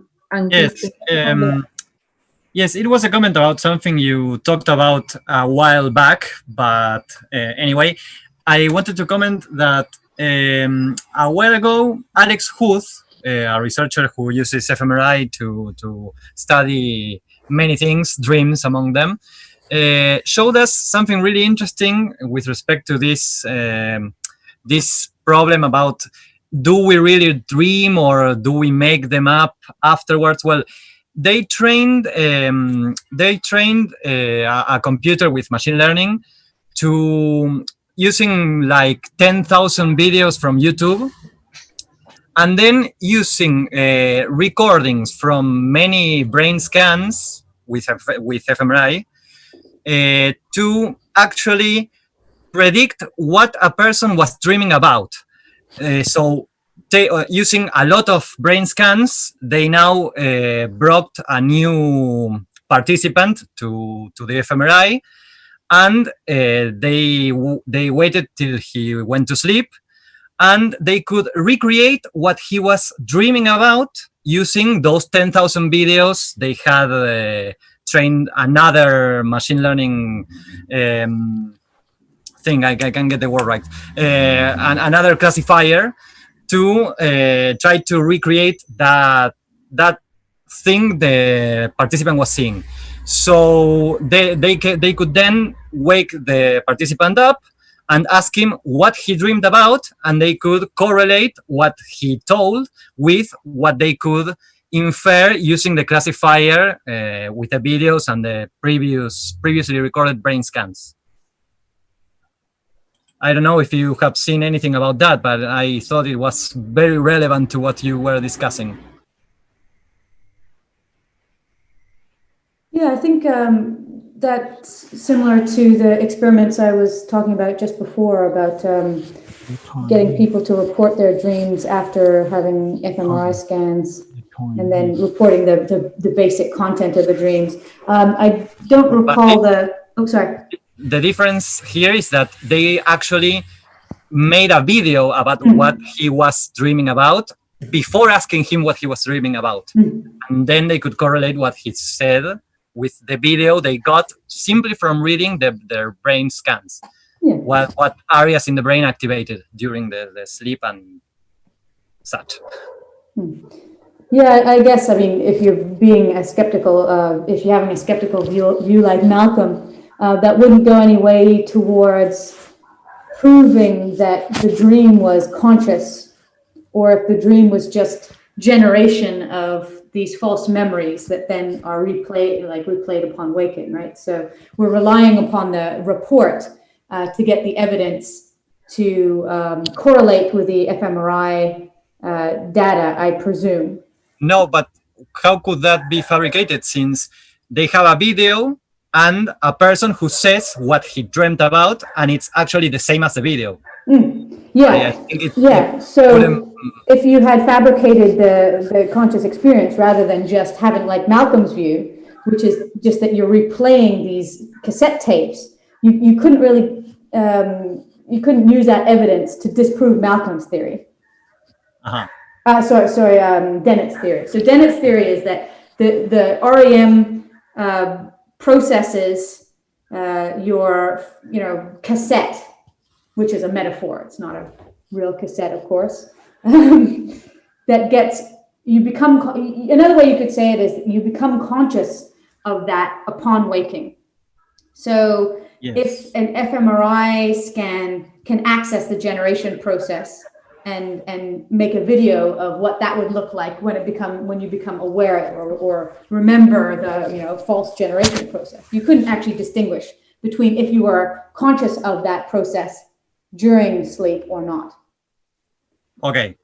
I mean, I don't ascribe to Dennett's view, but I mean that particular evidence wouldn't disprove his view. Okay, but it would disprove the other theories that say we don't dream, we just make it up, right? Well, it wouldn't. Dennett's view is consistent with Malcolm's view. It just gives an explanation as to why we'd make up these stories. So the stories are reporting unconscious brain processing that we misinterpret as being an experience, when really it's a false memory of an experience. Rather, the memory is just a consequence of the generation process. I mean, so that would be consistent with Malcolm's view. I mean, the only difference really between that and the normal theory we think of dreaming is that we tend to think that during the dream, we're actually conscious of the experience. In this view, we're not actually conscious during the dream. We're only conscious upon waking of that generation process, which is replayed as a false memory. Okay. So it'd be like if somebody hypnotized you into thinking you had gone on a hot air balloon. And then when I asked you, explain to me what your hot air balloon experience was like, and you described all these details. So you have this, the generation process was the hypnotism. And then you only become aware of the false experience when you're asked to recall it. But at the time, you never actually had the experience. Okay. It's a fruity theory, one could say. Jorge Soto, you wanted to ask a question? Yeah, thanks. Well, in fact, I have several questions, but I would just focus on one for the time being. Related to problem solving, I've been working on cognitive approaches to mathematical problem solving. And it seems to me that one first point is that you have many sort of problems. And some are like riddles, or some are very different. And so maybe one should take into account some sort of taxonomy of problems. And also what is more important quite often is how do you solve the problem, not just the fact that you solved it. And in fact, you may, there are problems which are related to whose solving involves a visual insight or a metaphorical insight or some enactive or systemic insight. And my question or my conjecture is that when you dream, eventually dreaming may have some unlocking effect. I mean, in a dream, you can afford to do things you cannot afford to do in waking life. And eventually you move or you enact, in the sense of Varela, in relationship with a problem. And so it seems to me that there is an important correlate, a neural correlate between dreaming that you move or you run in a dreaming, and the fact that you do this in your waking life. So I think there is some sort of connection there. And so I think that's essentially my question regarding this. Also, the second related point is that eventually you may tackle a problem when you are in a sort of drowsy state. So half sleep, half awake. I don't know whether you have engaged into some research on these half sleeping states, which may be very fruitful for problem solving. I mean, you sort of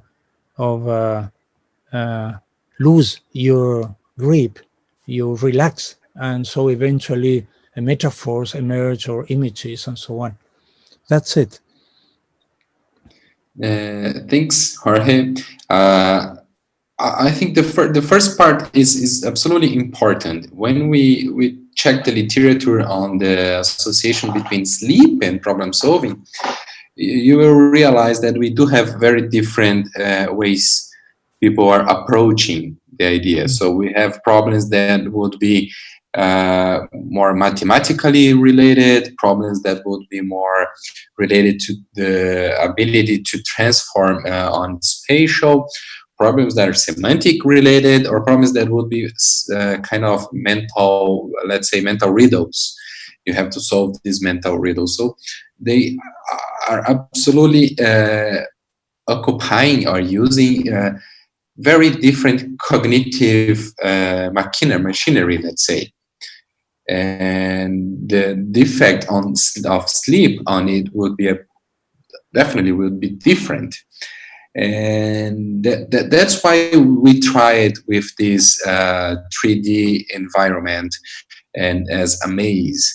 the original idea was, okay, what if we can simulate how people walk around cities, walk around on their days, and solve their 3D spatial locational problems.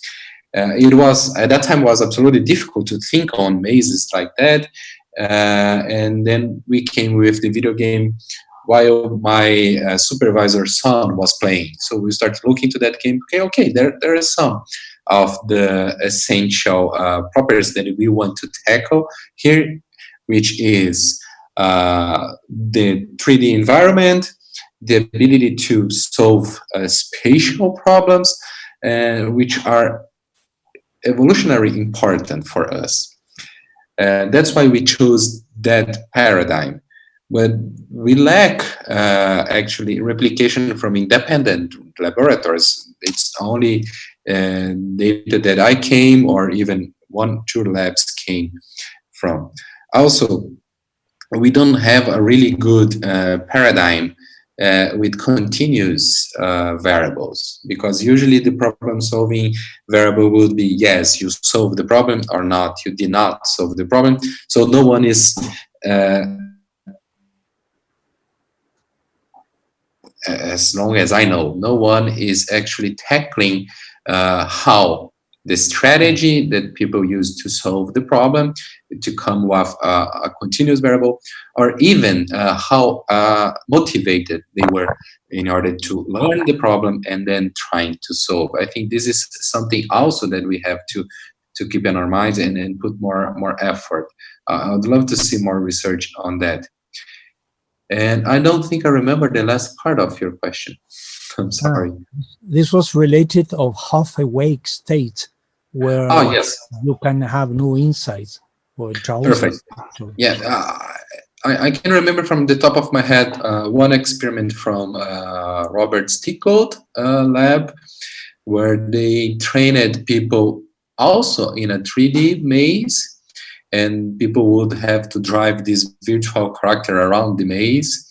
And it was a maze very rich on visual information, full of colors and different shapes. It was kind of almost an hallucinogen experience.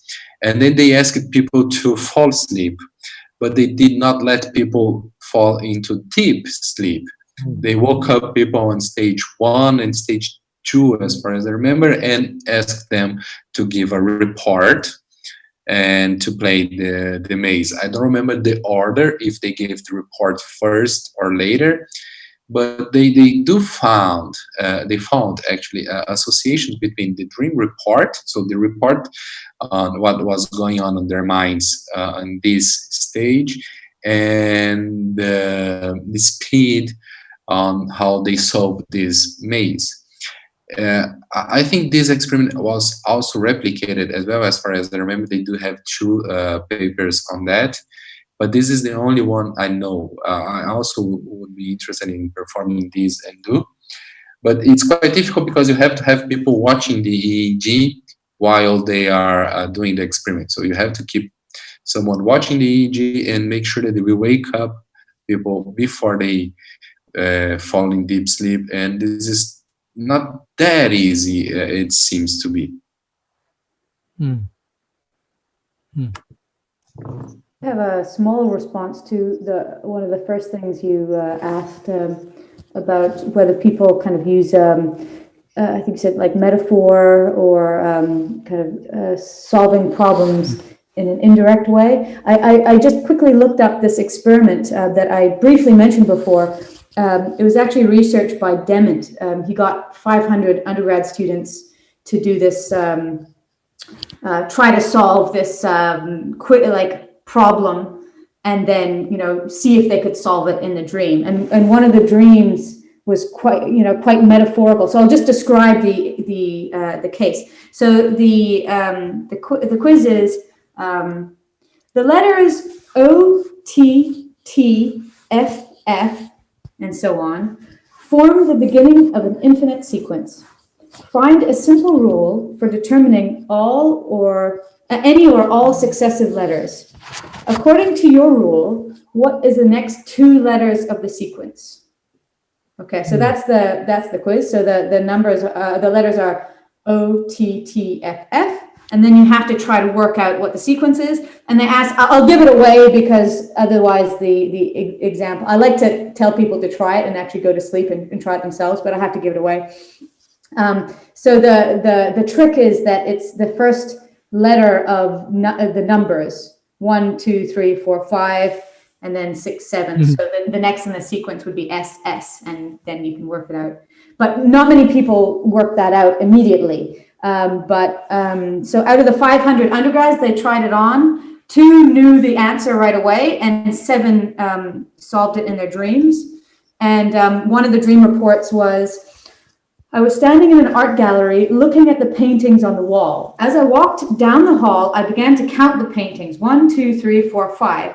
But as I came to the 6th and 7th, the painting had been ripped from their frames. I stared at the empty frames with a particular feeling that some mystery was about to be solved. Suddenly, I realized that the 6th and 7th spaces were the solution to the problem. So that's quite, I find that hard to believe that report is true. It's too perfect. The metaphor and revelation and but yeah, how that kind of thing would happen for such a problem, why would it be solved in such a metaphorical way? But I guess that happens. It could be like just with a large sample size, you're going to, by coincidence, have some kind of reports like this. But so, yeah. Is that kind of problem solving more likely to happen in dreams than waking? I'm not sure. Any other question? Yes, Cecilia, there is a question in the chat. I don't know if Valentino wants to connect and ask himself the question, or... Well, I will read it. Okay, that's right. Ivan already answered me, so it's okay. I don't need to ask again because Ivan already answered me through the chat, so it's okay. I just want to add that for Jorge, that I read I think 2 weeks ago that Edison, the history man, what he did for being in a new state of creativity and be able to solve problems, he carries a ball in his hand. So when he tries to sleep, sitting on the chair, and when he falls asleep, the ball throw to the floor. So he knows, he wakes up and he knows that he was able to solve his problems. And nothing, I want to add that because it seems to me interesting. That's it. It's a really nice anecdote. I mean, when you this story of Edison, because I would bet that it was sleep. He really fall asleep, and when he dropped the ball was when he reached very deep stages of sleep, or maybe even REM sleep. So it was not only the, let's say, the hallucinogenic moment when you are falling asleep. I think it was a bit deeper, and there are reports that he slept a lot. He took naps during the day. He even had the habit, okay, I will stop my work and just fall asleep. So maybe it's both things. Something that I would add to our discussion and just come up is that, okay, if we could recreate the brain signatures of dreams, so in the same neurochemical conditions and electrophysiological conditions, but keeping people awake, that would be the moment that we would see something similar to sleep. And the way to do that would be using chemical stimulation, let's say LSD or even ayahuasca. There are some experiments with ayahuasca showing that the EEG patterns would resemble the patterns of your REM sleep, as well as your brain activation would be similar. So if we could recreate this neurochemical condition, electrophysiological condition, and keep people awake, then we could have a final proof of the problem-solving thing and discuss deeper about sleep as something that we just reported we are awake, or something that happened profoundly and in a meaningful way.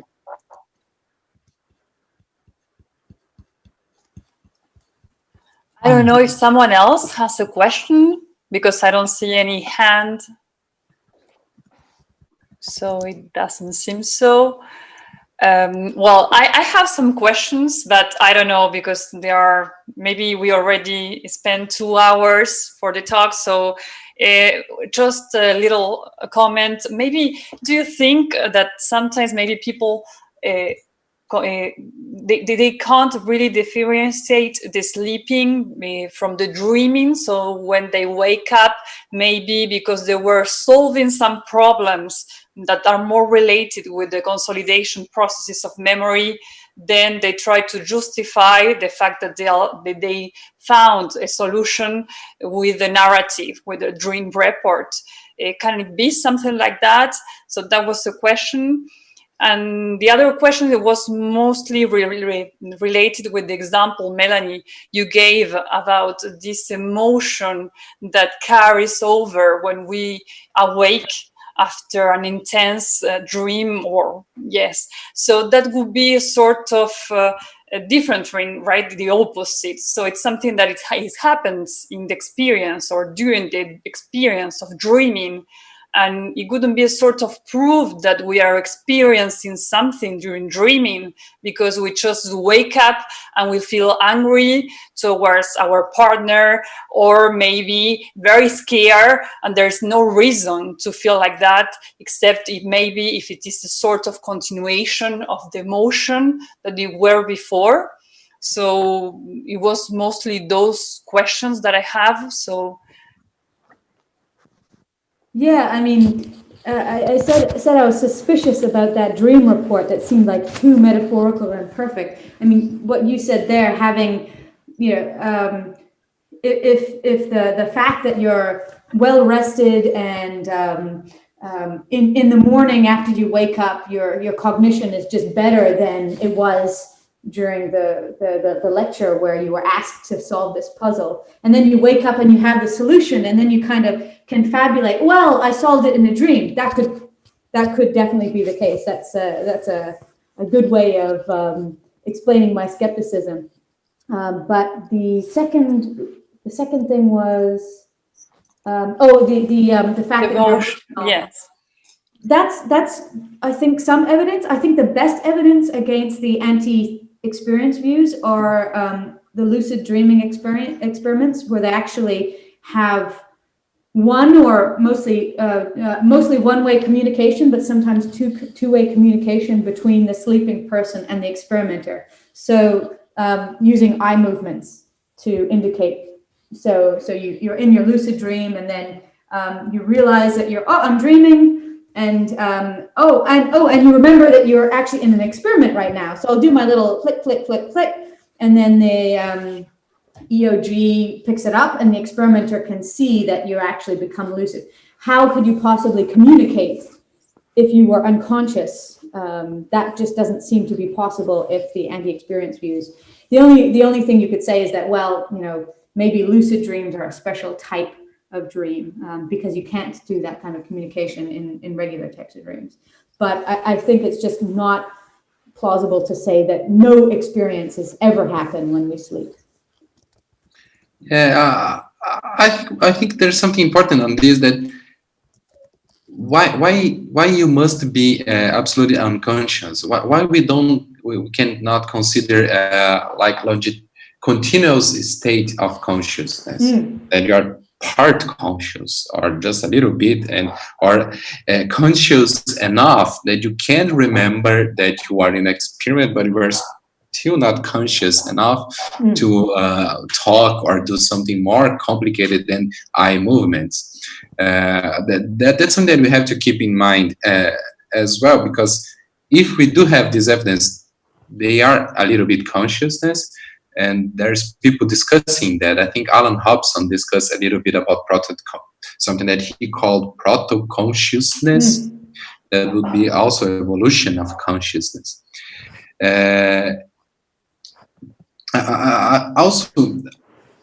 think something that we always forget is that we need some historical evaluation of dreams on Dreams Report. I've seen very little studies on that. Okay, let's study now dreams out from this anthropological point of view, how important they are for different societies, how different societies can interact, let's say, with the dreams, or even Dreams Report. Do they have any meaning? Of course, we cannot come back in time and see how relevant dreams were for past generations, but we can think about this in a sense. Okay, let's see how the reports will be changing, since now we have databases. I know that those databases are far from 10 years old. And can we see changes on the Dreams Report associated with the technological evolution? In some way that, okay, we are sleeping less, are we dreaming less? Is making this dreaming less making any difference in our lives? I think those questions are still that to be answered, and that could help us to come with better theories on dreams and dreams function as well. Yeah, just relating to minimal consciousness or reduced consciousness, I think Evan Thompson, Jenny Vint, and Thomas Metzinger are doing some research on the minimal self or minimal consciousness in dreamless sleep. So not even talking about dreams anymore, but in those periods where we previously thought actually there is no conscious, you're legitimately unconscious, let's say in some of the deepest sleep stages. And the evidence for the fact that maybe there's a sense of the passage of time is that sometimes when you go to sleep and you wake up, you feel like no time has passed. But other times you go to sleep and you wake up and you feel like you've been sleeping for a long time. So there may be some reason to think in some of those sleep stages where we don't actually dream, we do have some type of very minimal awareness that's just, okay, time is passing or something like that. But maybe that evidence is a little, there are alternative explanations for that as well. So you just wake up and you feel cranky or, haven't slept long enough.